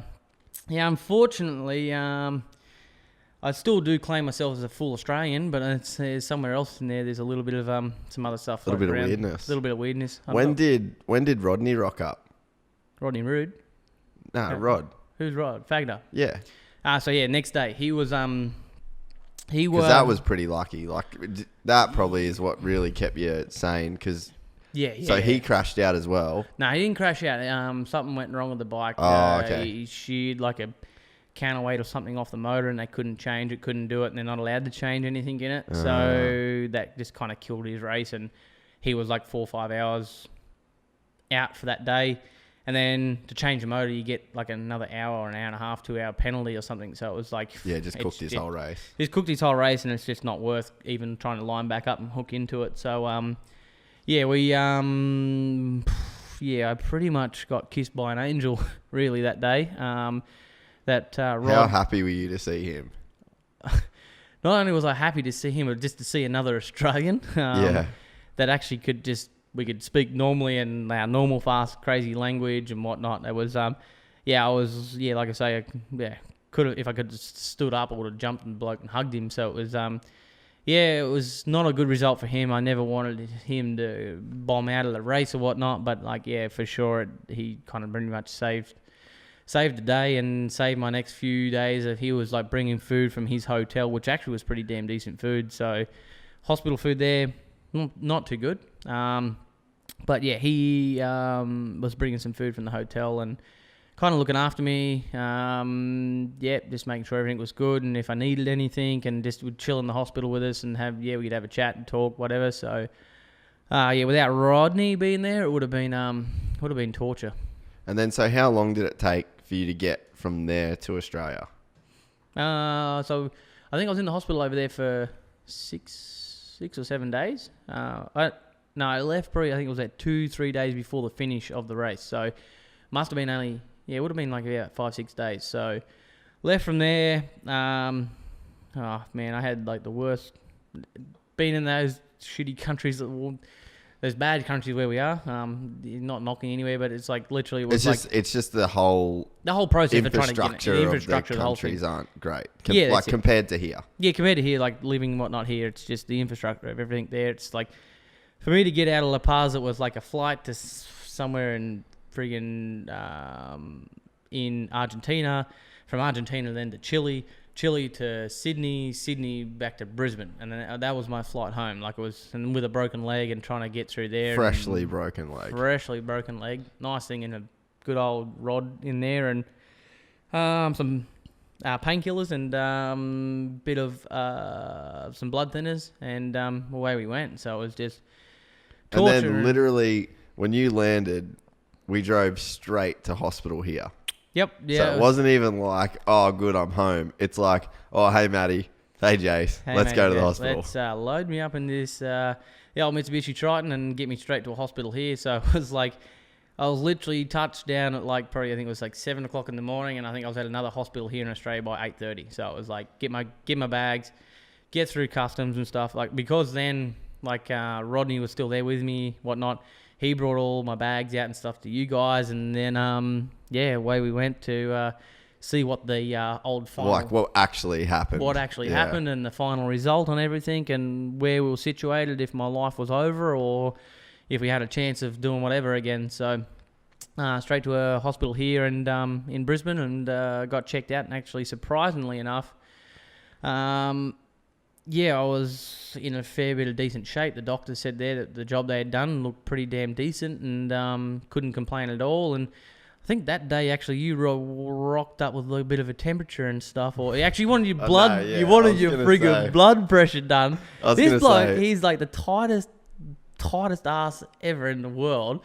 He can talk his way into anything, steal anything out of anybody, and then he rocks up on my side of my card of my payment and says, "Hey, excuse me, can you check my blood pressure?" It's like, fuck, mate, like, I'm here, like, half my leg cut off. They just said you were good, and I was like, well, shit, I need some stuff done. We're already here. Like, why do 2 trips? Like, I was going to say, why do 2 trips? Yeah, I was going to say, money again. this is the, I knew you'd Tied say ups. it. This is the Gypsy Tales podcast. Is that your favourite Gypsy moment of all time? Me asking. So let's lay it out. I just had 3 kidney surgeries, and the big worry was my blood pressure, and Mum was going, "Go and get your blood pressure checked. Go and get your blood pressure." So I was got like, his violin out and he's I just saw it up at hard. you. I saw the machine and I went, "Look out! Here we go. This will shut Mum up." And on Toby's dime, Mate, got me blood pressure checked. there's that many stories of you just being The ultimate gypsy. the ultimate gypsy of just That's why I got the Clinging. Gypsy Tales podcast. just clinging on to anything and whatever's there, and that's Now in a friggin' podcast with you. Makes it work, but Yeah, 100%. Gypsy Tales. That is a good Gypsy tale. I was like, oh, Toby's going to keep his leg. He's going to be able to race. Oh, he's safe? Okay, well, check Okay, my cool. blood pressure. Now, Sweet. now I need a bit of help. Yeah, now let's just see if the kidney's working. Cut all the queues of everybody lining up out there for hours that probably actually could have maybe been like in a bit of life-threatening situation, and you're just worried about your blood pressure. Well, you could have been in a life-threatening situation too. So, but just cut queues and just pushed everyone aside. That's the Gypsy, mate. That's King Jason's coming through. the way of the Gypsy. Just check my blood pressure for me, eh? Hey, and we were both fine. We were. But I was pissed off at the parking. So Yeah, it did cost me calm down. something. It did cost me something. I walked back and I'm like, can you believe how much parking is Cost here? him $16 for Christ's sake. And he comes out and he goes, just got a free blood pressure check that would have probably cost him $55, $60, and he's complaining of $16 for I just thought parking. it was a bit much. Isn't it supposed to be a hospital? Far out. Yeah, well, What happens if you're sick and poor? Yeah, well, Then you're in some trouble. Then you're in big trouble. Exactly, but So when did the I knew you were going to mention that. That's one of the favourite stories I've got with Tobes. There's a few. there's a But lot. when how long did it take? Because so that was January, and here we are in November. So I think it was like and I think it was January 6th that I broke the leg. So I started January 3. When did you figure out it was shit? It wasn't Yeah, so getting January better. 6th. So January 6th was when the surgery happened. I was basically there for 5 days in Bolivia. Then got home. I think I got home here in Australia by like, well, it would have been like 9th, maybe 8th or 9th, 10th or something of January.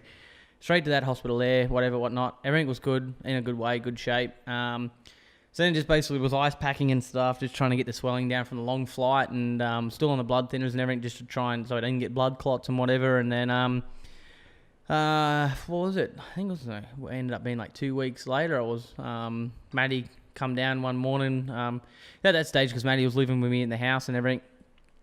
He come down one morning and here I am perched up on a stationary cycle bike and, inside the house and just looking out over the water a bit and just trying to wind the leg over and get it going. So he's just like, what the hell are you doing? Like, I'm like, well, I've got to get ready for Dakar in 2018. So what else is there to do? Like that's where, like I say, that's that 5 to 7 day period in there that you hate motorcycle racing. But then, like I say, I was home, back in my own comfort zone, missing bikes, still watching the Dakar race as it going along, and I'm at home just going, well, my life just ended, but all right, sweet, I got to get ready for next year. So straight onto a bike. It wasn't 360 days till next year's hockey tryouts. Got to toughen up. Got to toughen up and stand in that little ring and just get friggin' softballs like thrown at me. So, it was basically then on to, on the bike and just like, hey, I wasn't standing up on the leg and punching out big watts and whatnot. It was just Just movement. Just movement, just trying to wind the leg up. Like literally, it felt like my knee had been locked up and all the muscle had just been torn and stretched and contracted and just had no movement in it. So it was just like literally the first probably 40, 50 minutes was just like going like halfway just backwards and forwards because the knee just wouldn't trying to, even loosen it up. just loosen up. The knee wouldn't even bend that much to actually do a full rotation on the pedals. So that was pretty much my first day. Second day came down to do the same thing and was like just kind of starting to get to that nearly that full range of a whole motion and whatnot. And I think by the third day I started to get like the muscles to free up a little bit and I starting to get rotation just like low as possible gear you could possibly do. And literally you could have like put your finger on the pedal and just like push it around. So it was no weight, no nothing. So I did that for the next couple of weeks, just trying to free everything up. So yeah, I was straight back into it really and just trying to get ready for Dakar 2018. But like, when did you? Because we're 10 months later, and you've literally just had a ride without pain. So it's been a huge process. So when you got back to Australia, went to hospital, they're like, oh yeah, no, it's all good. You just standard femur recovery time, start your rehab. Yep. But then when did you realise that it was no good? Was it? But when you went out to try and ride Fink?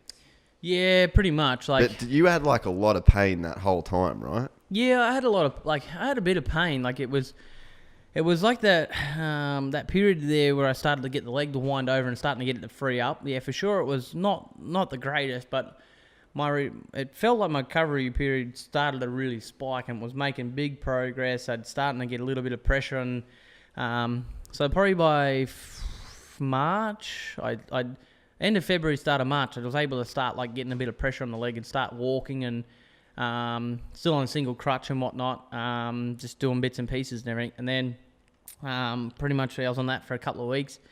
Then the actual leg felt not too bad. Like I'd still had a little bit of pain, but it was kind of like bearable. Like you just thought it was like normal. Just thought it was normal. Like literally like a cramp hurt more than what it was. Like it was just how it was. And I was like, well, it's like 2 months later, really, from the race, and we're making good progress. Everything's good. If we can, in 4 months' time, if it's double this again, like we'll be damn close. And then in 6 months' time, hey, we might be damn close to racing Fink. So I was like, just keeping on, continuing on with this, and we're still climbing, feeling really good.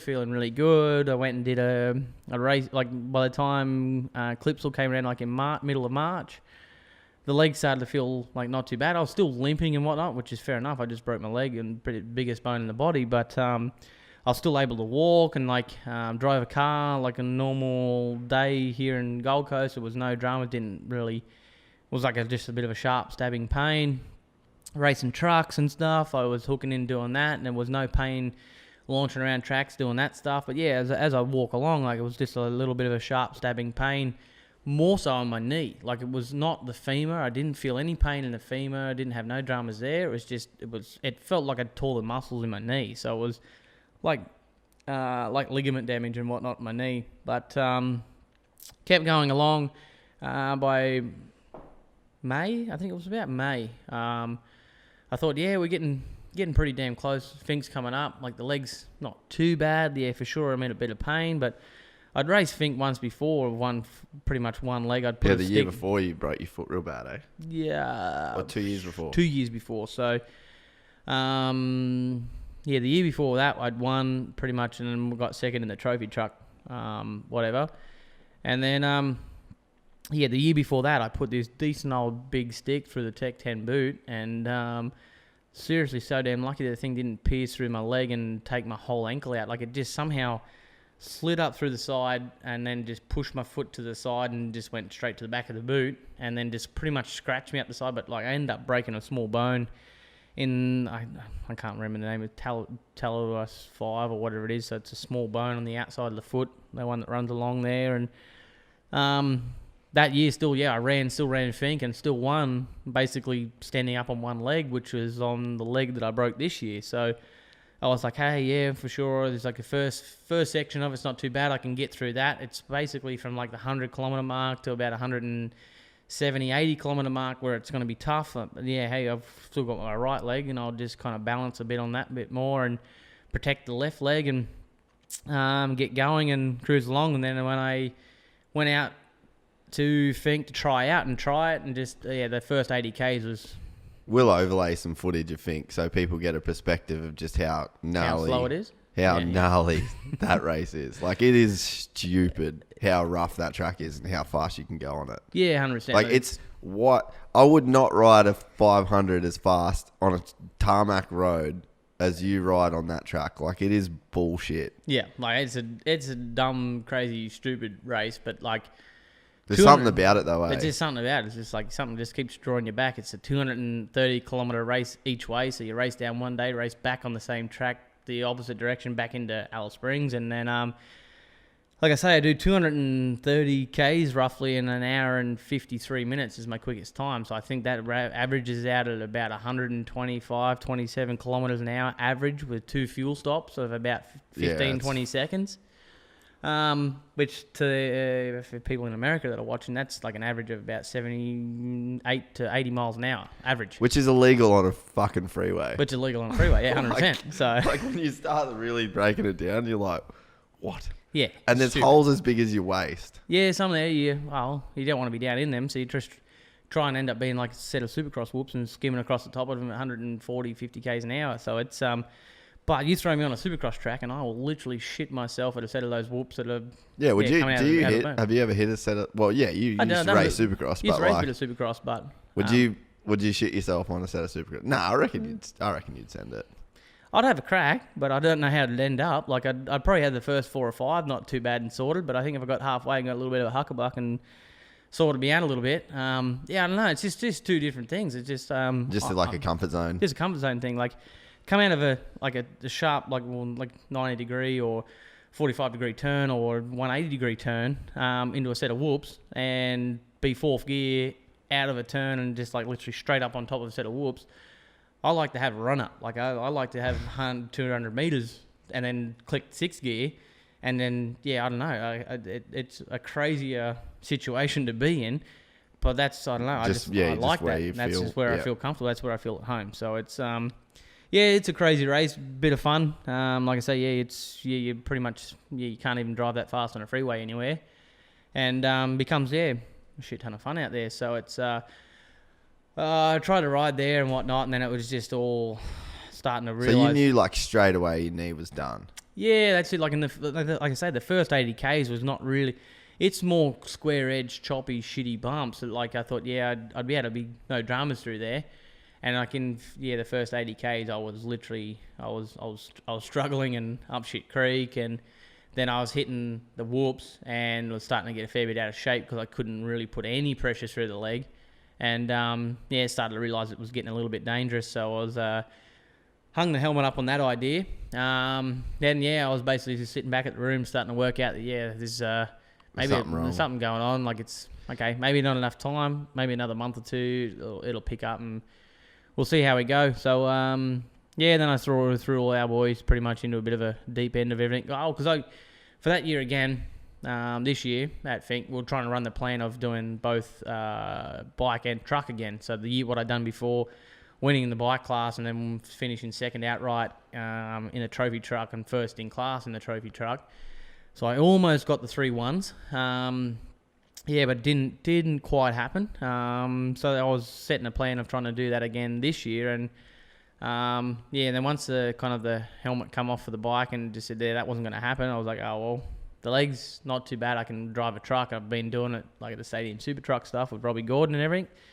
So I still kept myself signed up for that, ready to go.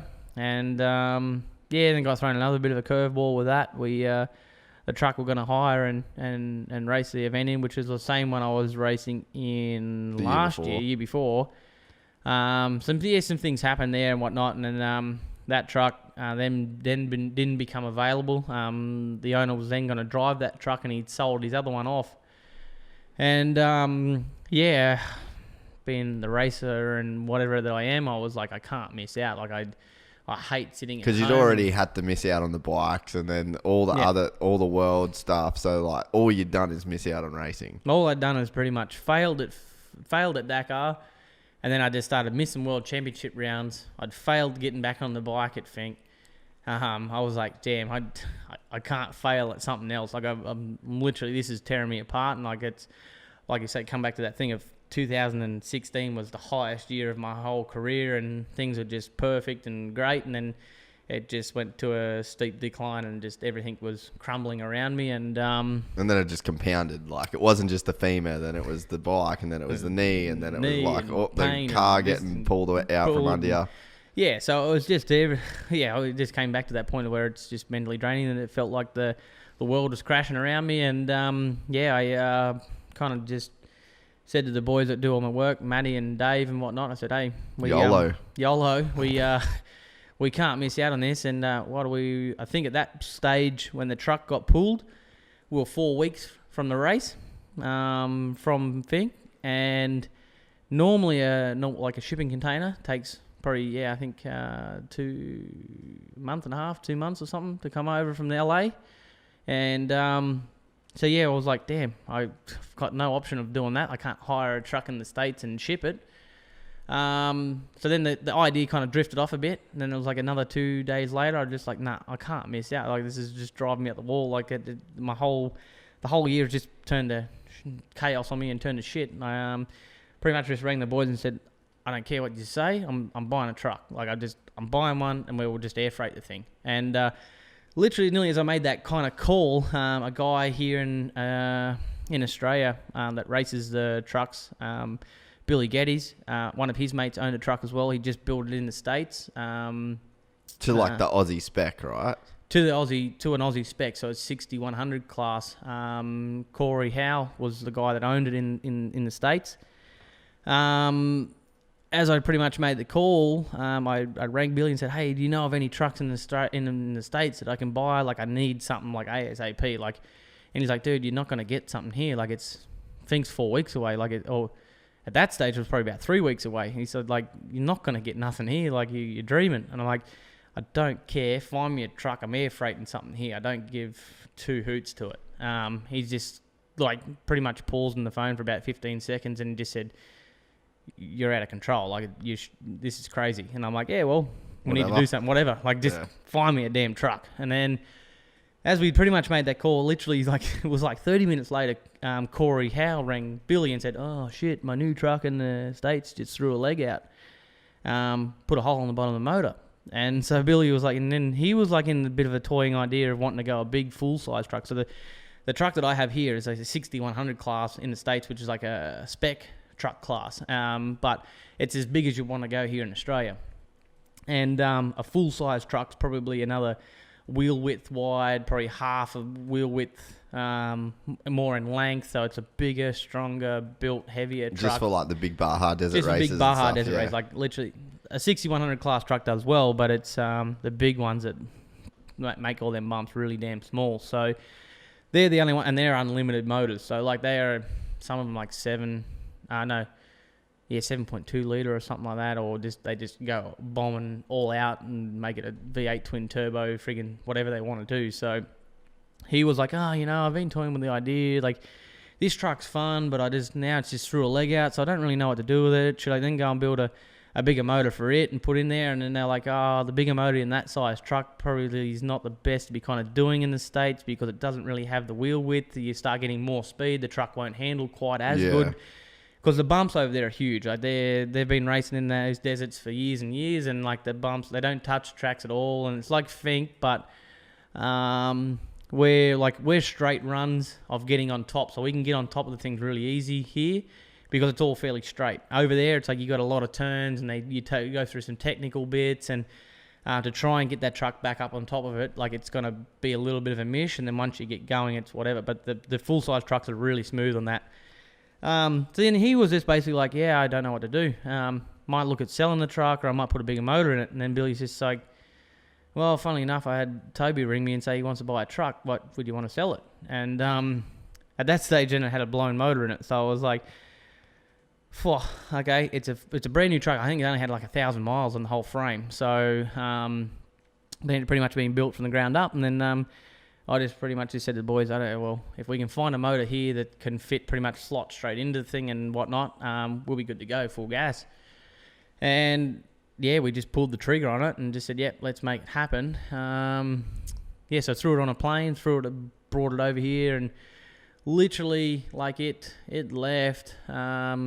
Enter one of the gnarliest 2 weeks of our lives. There's another sleep deprived time that we pretty much. I think it nearly felt like I was on a Dakar podium again, talking crap. Dude, and I've never been more pissed off over like dumb shit in my life as I was by the end of Think. Yep, 100%. That's Like you were there for the whole pretty much build of it. It was so weird.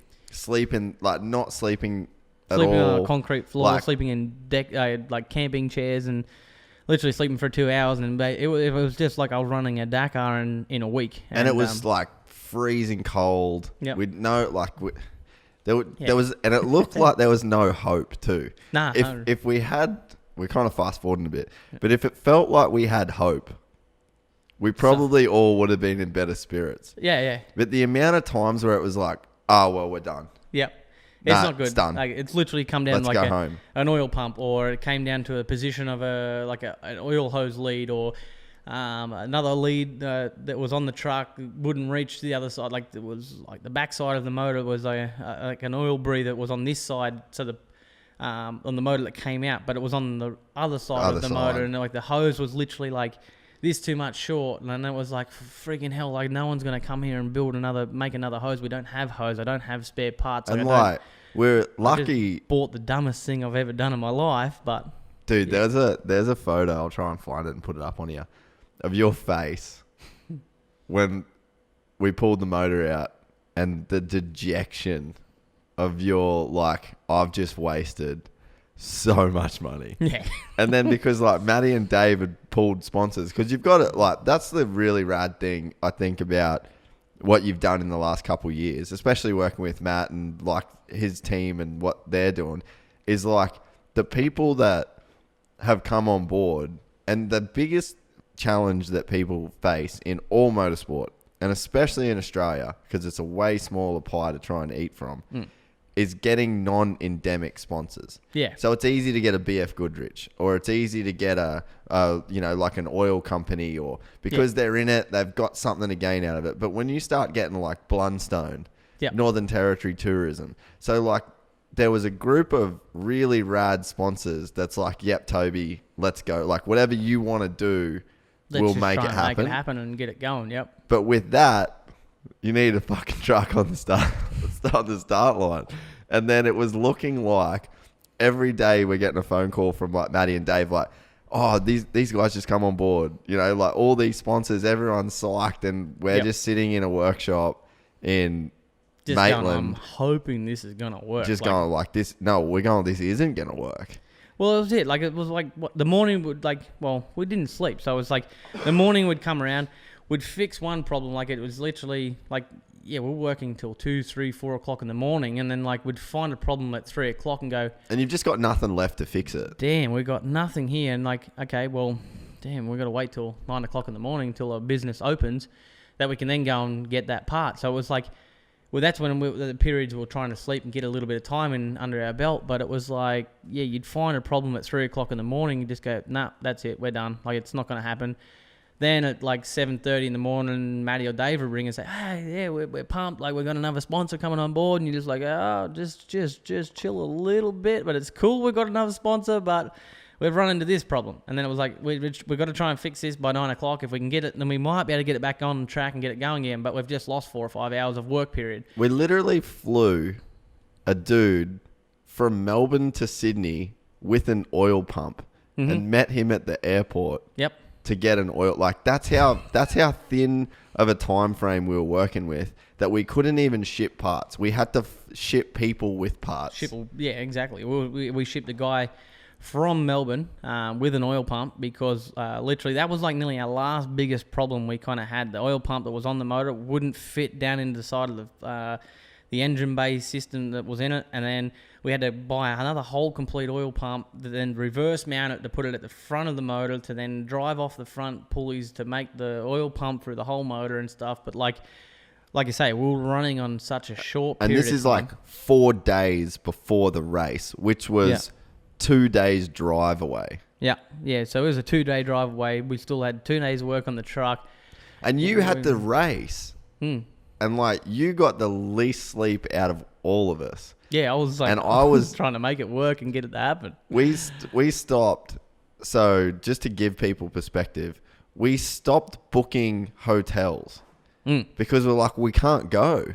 Oh yeah, can't go. And We it's, can't it's get nothing. 5 minutes up the road, Yep. and we couldn't even leave to go to sleep. Yep. It was sleep on the floor Sleep on the floor at the workshop. at the workshop. On towels, rags that were working on the truck, whatever. Like, and then using like folding up T-shirts and stuff that we got from sponsors that were yeah. jumping on board. We're like taking a using photo pillow of sponsors. Like, oh, we got like a thumbs up Toby photo, and then we're like, all right, cool, let's use it as a pillow. Yeah, it was a pillow. That was like, it was just, everything was just getting used and abused. And like, then, yeah, like I say, it came down to that point where it's like the last kind of key to the puzzle was that oil pump. And it was like shipping, like on the road to get to where we were working on the truck from Melbourne would take a day and a half till it got in our hands. So I just like rang the dude and said, it's an $1,800 oil pump. And I said, mate, we need that thing in the next 2-3 hours. And he's like, well, that's not going to happen. Like, and I said, well, I've just booked you a flight on Virgin Australia. Get on this flight and we'll see you in Sydney and we'll pick that part up. And then fly straight back. And then I was just like, yeah, literally, you're going to land in Sydney and you'll be there for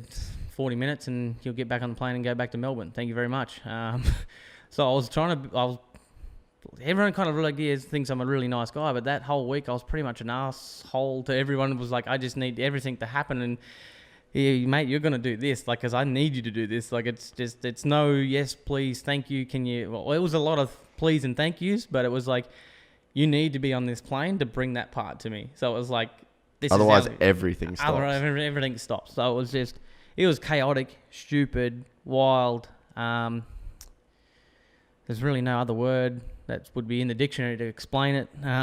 Just the dumbest thing I've ever done in my life. But it was just like, that's how much, I don't know. Like, that was like just the result of all the frustration of failures. Failures that first 6 months of the year. So it was just, that's how much, I don't know, I hope people just see that's how much I love motorsport racing. That 6 months of failures that were just turning my life upside down and up to shit.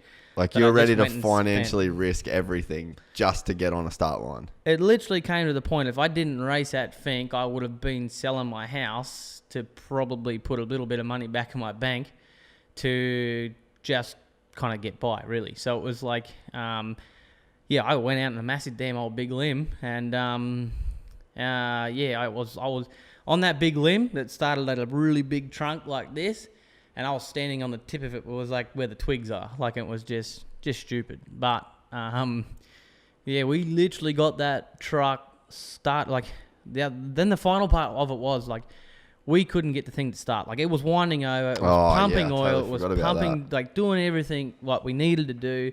We thought we had it in the right degree, right positions. We're checking everything. It all runs a Motec. And the thing is that it's probably like a $25,000 Motec system in this thing. And you just, people have to put into perspective how tired everyone was. Yeah. You think about when you get grumpy, when you like have to wake up early for a flight or something. Yeah. And like after over a week of no sleep, like just the brain wouldn't function. Like, I was formatting my cards when I wasn't supposed to. I literally, like, someone took 30 seconds to get me a bacon and egg roll down at the servo, or when you didn't come back with a coffee at friggin', if you weren't back in 45 seconds, which was like probably a 2-minute drive up the road. I knew it was a 2-minute drive, but I was pissed off that you just weren't back and giving me a damn coffee. Like, everything was just getting on edge, and yeah, it's never the best way to function, 100%. Like, you've got to enjoy things that you're doing and having fun while doing it.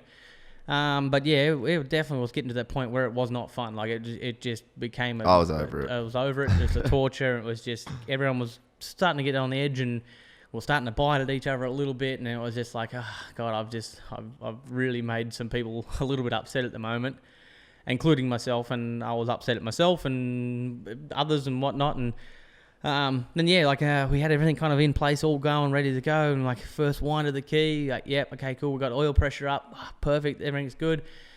Turn the ignition on, bam, just would not fire, and I'm like, far out. Like, what's wrong now? Like, it's just we literally have 7 hours until we need to be exactly on the road to otherwise get going. It just doesn't make it. Because then there's the issue too that we had of the dudes driving the trucks, like with the laws that Australia has, like you just can't drive and drive and drive and drive. Like when you're in a semi, which is what we had to load. Well, it wasn't a semi, but it was a big Hino. Yeah. We had to load it into this truck.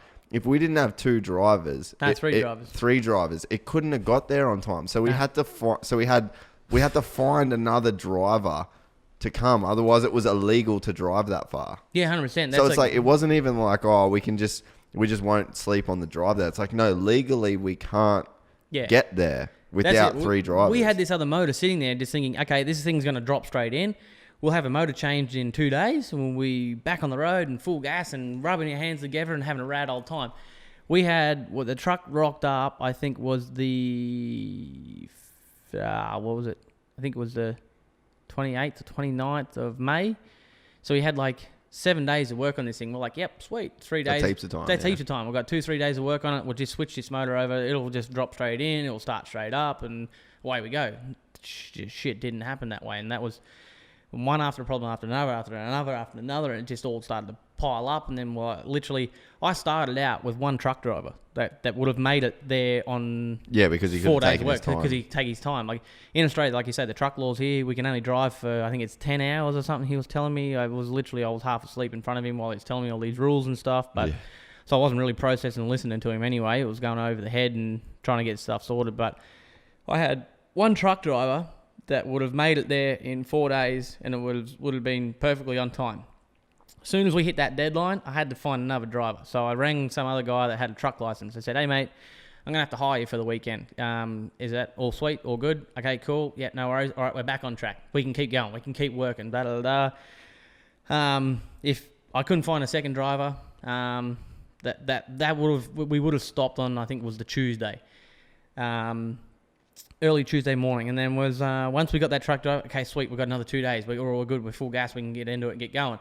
And then I think like by Wednesday, we're still a long way off. So I was like, we're in some trouble. Like this needs to happen. I was one of all these days. It's still a blur to me now. I still don't remember none of it really, but we went past that deadline, and I'm like, shit. Now we need three drivers. So I had to find another guy, and I said, hey, I'm going to pay you to come and do this. Like it ended up being I had to pay 3 truck drivers.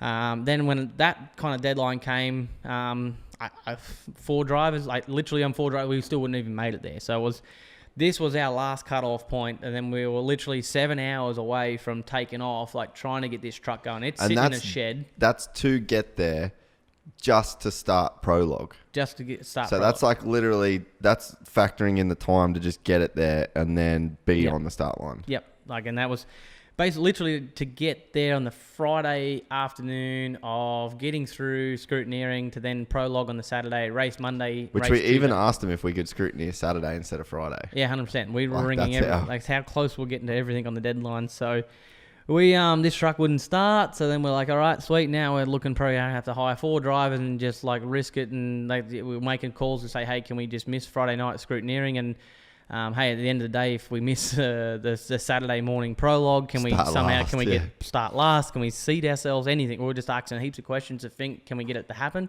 So it was all said and done, though. But it was all said and done. How good was it to drive your own trophy truck that you owned? Nerve-wracking, because I was like, I didn't want to roll this thing, so...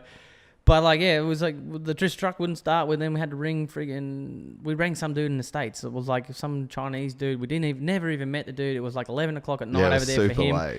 Super late. We had our computer plugged in. We told him a code or something, whatever it was for our system. So he's sitting in America, typing in all these numbers. Like, so literally the laptop was sitting on us here in Australia. We can see him moving the mouse around, changing all these numbers, changing this, changing that. And he goes, maybe I can see a problem here.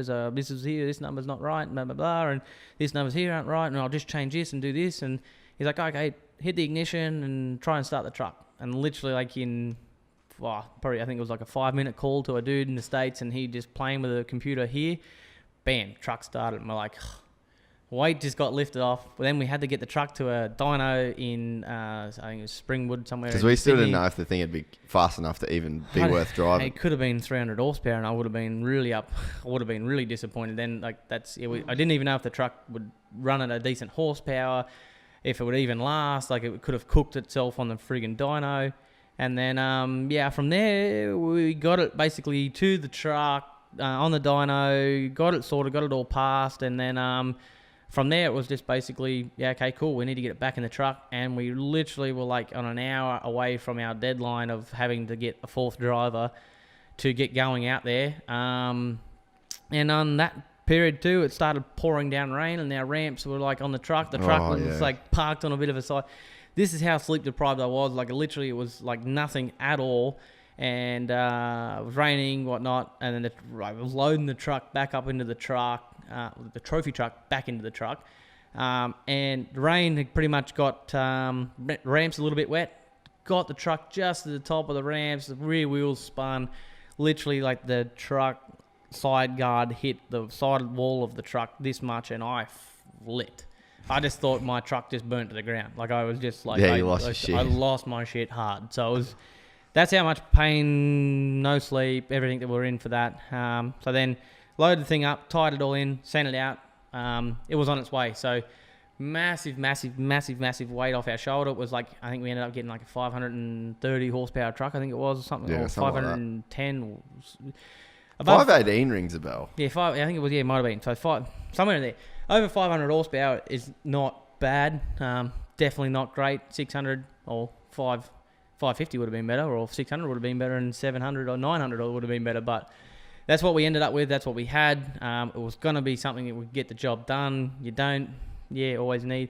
Sometimes more horsepower makes it a bit more different and hard and whatever. So we then went back to a hotel. That was our first hotel. No, we stayed with Judd. No, that's right, we did too. Yeah, we're Shout out to Judd and his delicious caramel desserts. Yes, and he looked after us, got us all in bed, pretty much. Well, we crashed out really damn quick and hard.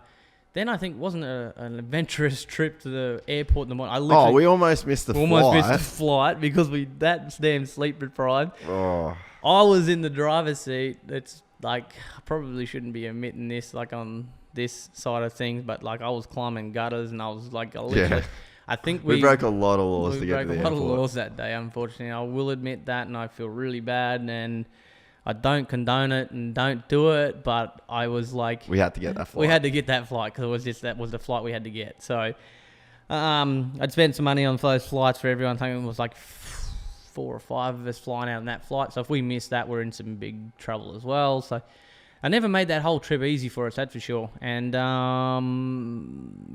backpacker hostel was pretty fun. Oh yeah, hell yes. That was the parties they were throwing outside our room. That was so annoying. So it was with no sleep. Then we had backpackers just partying all night, and we had because everything was booked out. This is how late the thing was. Yeah. Is like every hotel was booked out, we stayed at a backpackers hostel, and it had 8 bunk beds in it. And there were so many big stinky dudes in there. 8 big stinky dudes in that whole place, and then so we caught that flight, got there. Tell me about the race, mate. Tell me about how good your car was. Was it fun to drive? It was good. Shit, yeah, it was a hell of a lot of fun. So prologue was all like about to kick off, get going, stuff like that. Like the truck, the motor still wasn't quite as good as we'd want to hope and whatnot, but we actually had it stall a little bit. Like I'd loaded it. Like I was full gas coming into this turn. It was pretty much loaded full of fuel. I chopped off the throttle really like too hard, and it stalled the motor. So it's like when those things stall or a belt comes off as power steering, like it's there's really no word to try and describe how hard it is to steer this thing. Like literally the steering wheel just locks. Like you can't turn it. And then all I could see was this small tree, shrub, bush-ish type thing. It was a pretty big tree, really. Yeah, pretty much only took my co-driver out. Luke was the guy that was doing all the engine building and stuff. It pretty much ended up on his lap. So that's just a normal rule. You never put the tree into the driver's side. Like you could protect yourself and smash your driver, your navvy with you. But so I hit this thing and whatnot. And it ended up being like it wasn't too bad. We got it all kind of sorted. I think the year before, I think I qualified like 18th or something. It was just, that story too. Like I ended up rolling that truck. I broke a rear heim joint or something in the suspension arm and flipped and rolled that thing 5 times up the track, and then made that crew then. That day worked till 3 o'clock in the morning to get that thing going before scrutineering night and whatnot.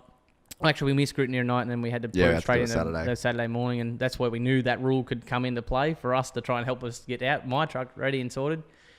And went and threw it around the prologue track, and like was literally not scared of it, but I was just like I'd already trashed it once, and I just needed to get it around prologue. And you're renting it. And I'm renting it. So I knew once I got on the actual Fink track, and like the track's pretty straight, there's really no turn, so I couldn't actually roll the thing unless it broke another suspension part and flipped me on the roof and whatever. But once I got in that race, then for the first time, I started sending it down the track. I was just mowing people down and giving little love taps and stuff, getting them out of the way. That's the trophy truck way. It's either 2 honks or 2 ton. So it's and that's about it. And then but my own truck, having my own thing, my own kind of setup there, my own crew, my own team.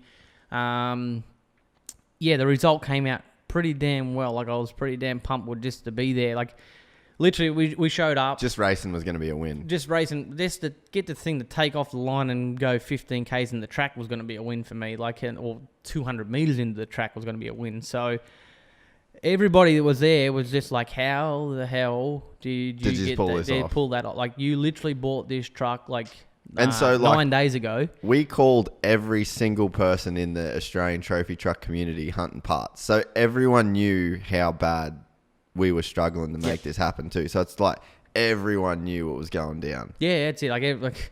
It became to a point where I was trying to do it like on the side just to get it like to go, because everyone kind of thought, now Toby's not even going to show up at all because there's no truck, there's no bike. So why would he even come out to the race or the event? So we try to start to do things on the side and just keep it hush-hush because we're like, we hope it works. And then literally we started running into a problem. So I rang one guy and just said, hey, you got this part? And then it was like Chinese whispers. Then just Chinese whispers. And then things started getting around. And it was like, then we just started getting into a hell of a lot of trouble and pain and torture, and just things weren't going right. And so then we were just ringing pretty much everyone in the off-road community saying, hey, we need parts. Can you help us? I want to be at the race, but I know you don't like giving competitors parts and whatnot, and you've paid for the parts, but if we use them, we break them, or we don't use them, we give them back to you, or I replace them with brand new parts. I just don't care. We need to get it to happen. And by the end of it, by the time we rocked up there, everyone kind of knew it was happening, but they just said there's no way in the world that truck's going to run. It's not going to be competitive. It won't finish. It won't finish. It won't get, you won't even make it to the start line. You bought this truck. It was like 9 days prior to the event, and the thing was still sitting in America. So they're like, it's just not possible. Like, it's got a blown motor in it, and it's in America. So you're dreaming. So once people, I'm just that type of person. If someone tells me something's out of reach and not possible, I want to prove people wrong, and it's just that's why I take my racing as well. Like, someone says something's not possible, you can't clear that gap, or you can't do this, and it's just like, it just gives you that fire and that drive in the belly to make it happen and do it and get it right and get it done. So, we took off in that race, and away we went. And like I say, we qualified in the thing 7th. So basically, with no seat time in the truck, the brand new truck, brand new motor that never raced and driven, everything like that was. I think we qualified 7th, like I said, and everyone's like, okay, this is probably not a good thing. This is He's in with the shot. He's in with the shot now. Like, it's actually working. Like, it's actually a functioning truck that can do pretty. Like, it sounds like it's going to do some damage. So, just that year was the dust and whatnot was just torture and whatever. But it was we got down the other end into 5th, so we picked up a couple of spots. Everything was good. Truck looked good in person down the other end. I think we just had a slow leak in one of the tyres, which didn't go down and whatnot. Like, it just, I think it was like a small stick went through it. We had to change that and just change oils and an air filter. We were back on gas and ready for good to go again. And on the way home, we punctured one. I kind of didn't see nothing. I just kind of slid into a bank, like just kind of like a berm on a bike, really. And it must have picked up a stick or a rock or something. Well, I'm pretty sure it was like a little small stump. Pull a hole in the sidewall, so we had to change a tyre and whatnot. And then, unfortunately, with all the work and all the pain and torture I put everyone through, we come up, I think it was 65 Ks short of day 2's finish to cross the finish line. I think we were sitting in fourth or third or something. So,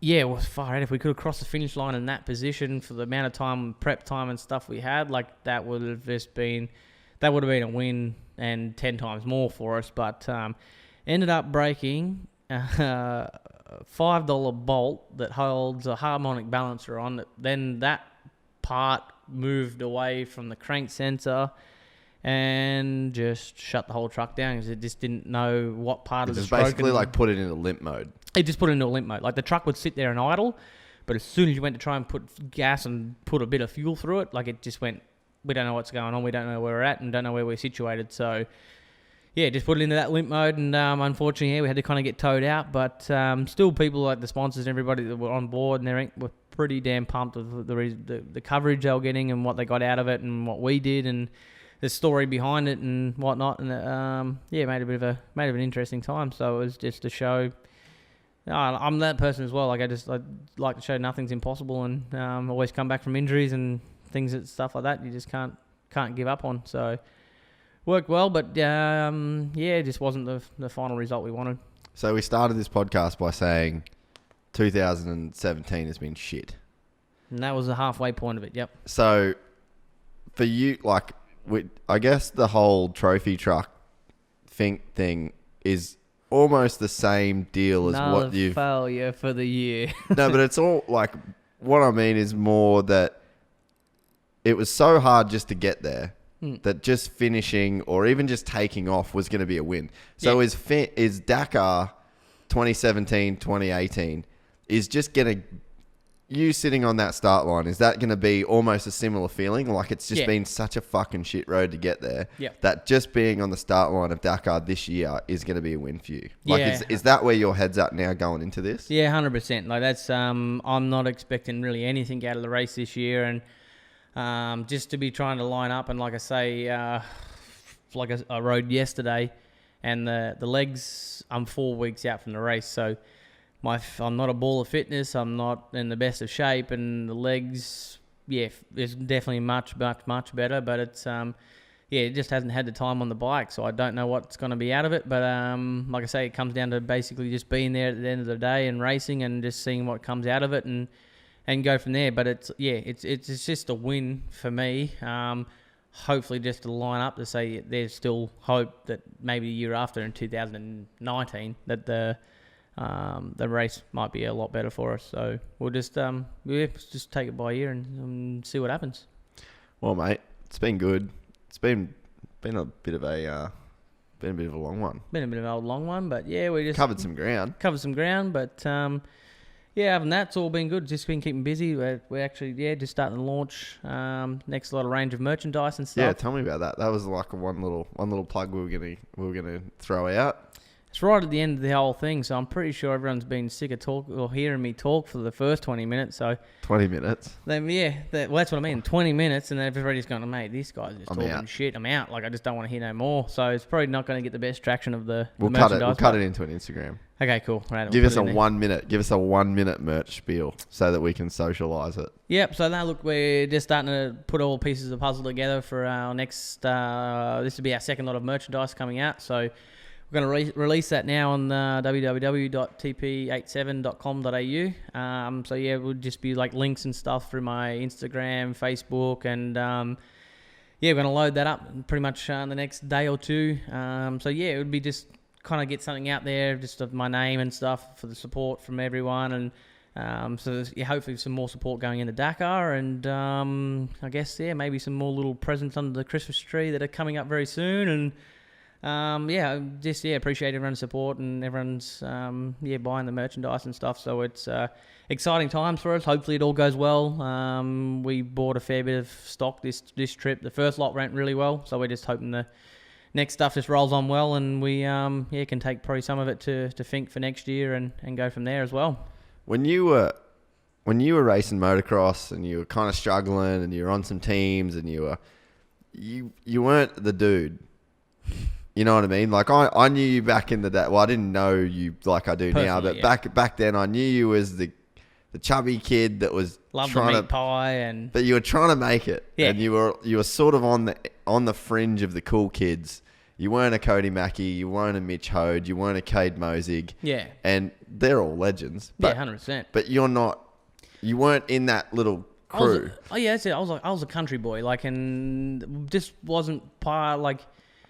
It's not that I didn't fit in or nothing, or like it just didn't really match that side of the crew. Them boys are always had like the rad new, like cool shoes and shirts and hats and rad gear. The bikes were always blinged up and really nice and everything. And my bikes for juniors and stuff are all stock. Then I come onto the factory team with Kawasaki to go into motocross and supercross. Literally, my first supercross race was when I was 16 years old, and I lined up, I think, right-hand side was Troy Carroll, and then the left-hand side was Troy Doran.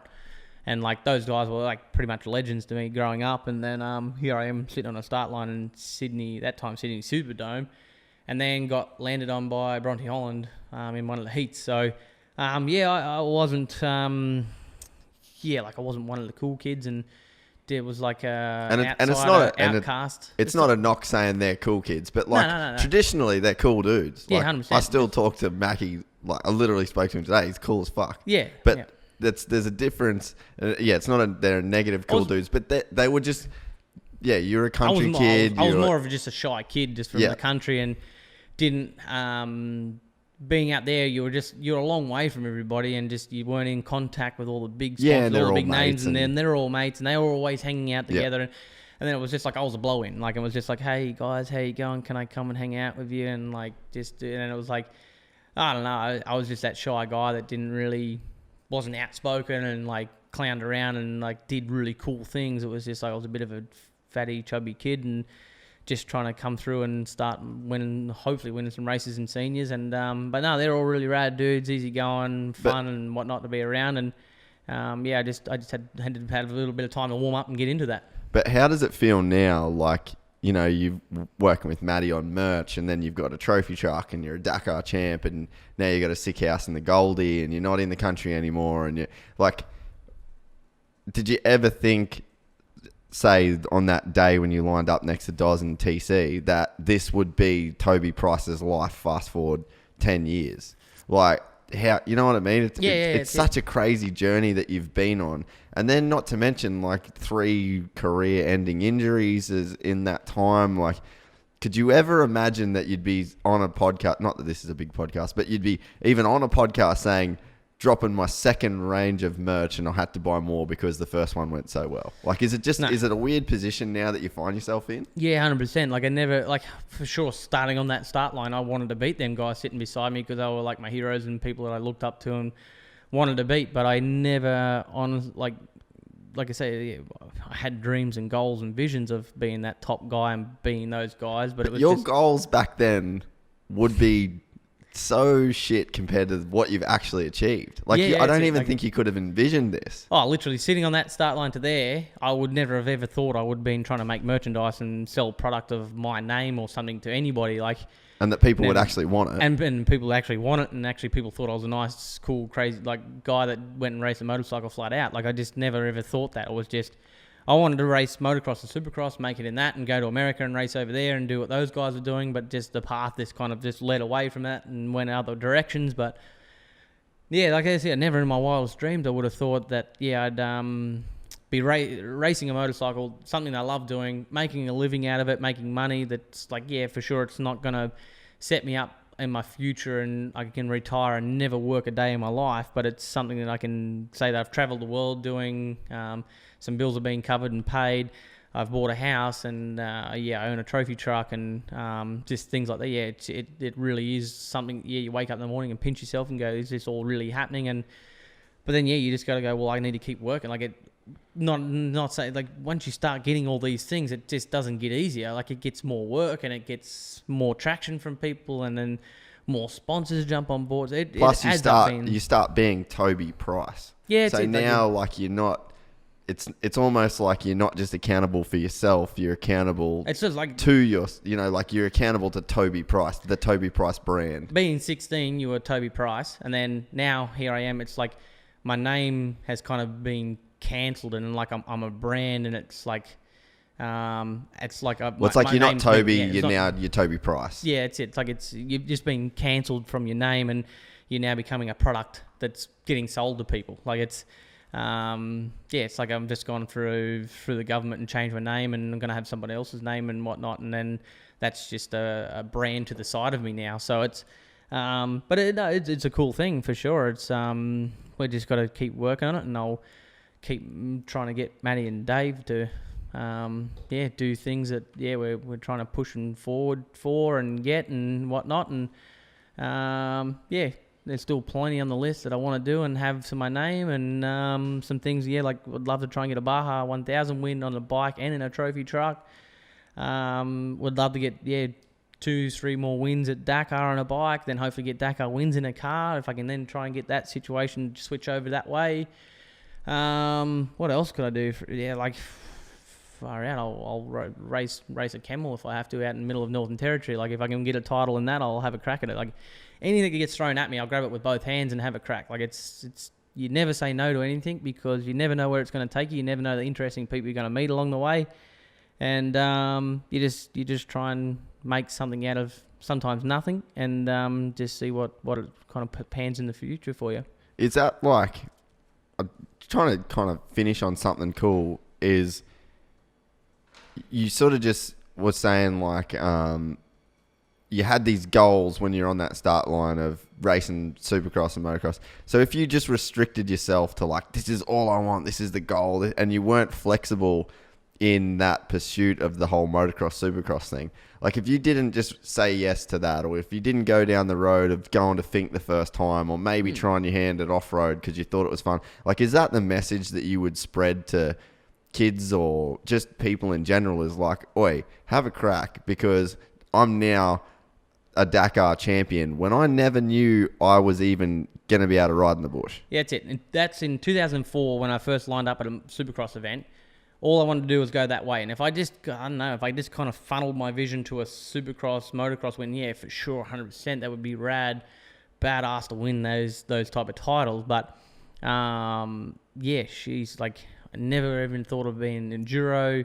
At that stage, I'd never even heard of Dakar. I didn't even know what that race was. Like it just, things just kind of changed and started going different directions, and I started to see views of other things and whatnot, and wasn't getting distracted away from motorcycle racing, but it was just other things were popping up, and it was like things just weren't working out in motocross and supercross.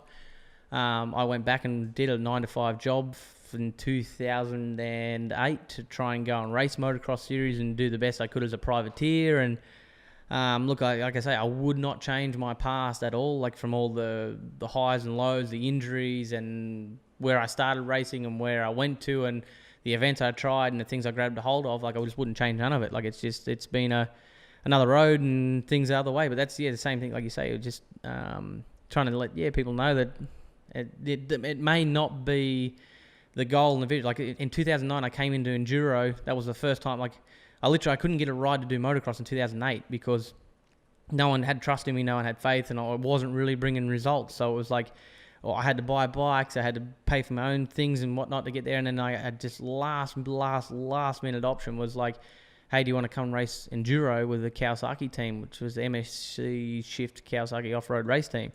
And I'm like, what the hell is off-road? Like I don't even want to do it. I went and watched like one video of it and went, doesn't look too bad. All right, sweet. I'll try and come in there and just smoke all them boys and make money. Then I'll go back and then I'll start paying for my own stuff and go racing motocross and supercross again. And then, I don't know, I just came through and won my first championship in 2009 with the Kawasaki team. And that then opened the door to sign with the MotorX KTM off-road team in 2010. And then that just kind of then opened my door to the desert racing and Fink and Hadar desert racing. And that was I kind of all just kicked off from there. So it's been all whole different things of going on and whatnot, but I just grabbed whatever I could with both hands and was just trying to make something out of really sometimes nothing. And then now like we're sitting here right now, and like I say, I've got my places and I've got bikes and I've got cars, sponsorship with cars, and I've got a trophy, like the trophy truck and everything. It's just like there's just so much stuff happening now, and it's like shit. You'd pinch yourself and just go. Back in 2004, I never would have thought I would have had all this stuff that I've got now, but then it never ends. You always want more. So it's like you just keep working to get more, and you put more headache and more work onto your shoulders and just keep trucking along. Righto, mate. We'll wrap it up. Thank God for that. Mate, you were the one talking. I know, I wouldn't shut up, eh?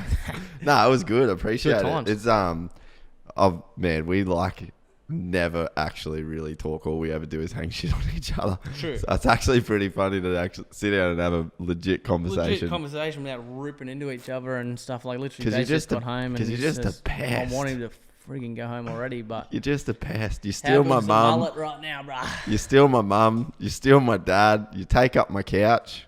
When your mum and You dad eat put all my posts on, cheesecake. You When- eat all my cheesecake. oh, I love cheesecake, mate. But yeah, when your mum and dad put posts on social media, who do they tag first?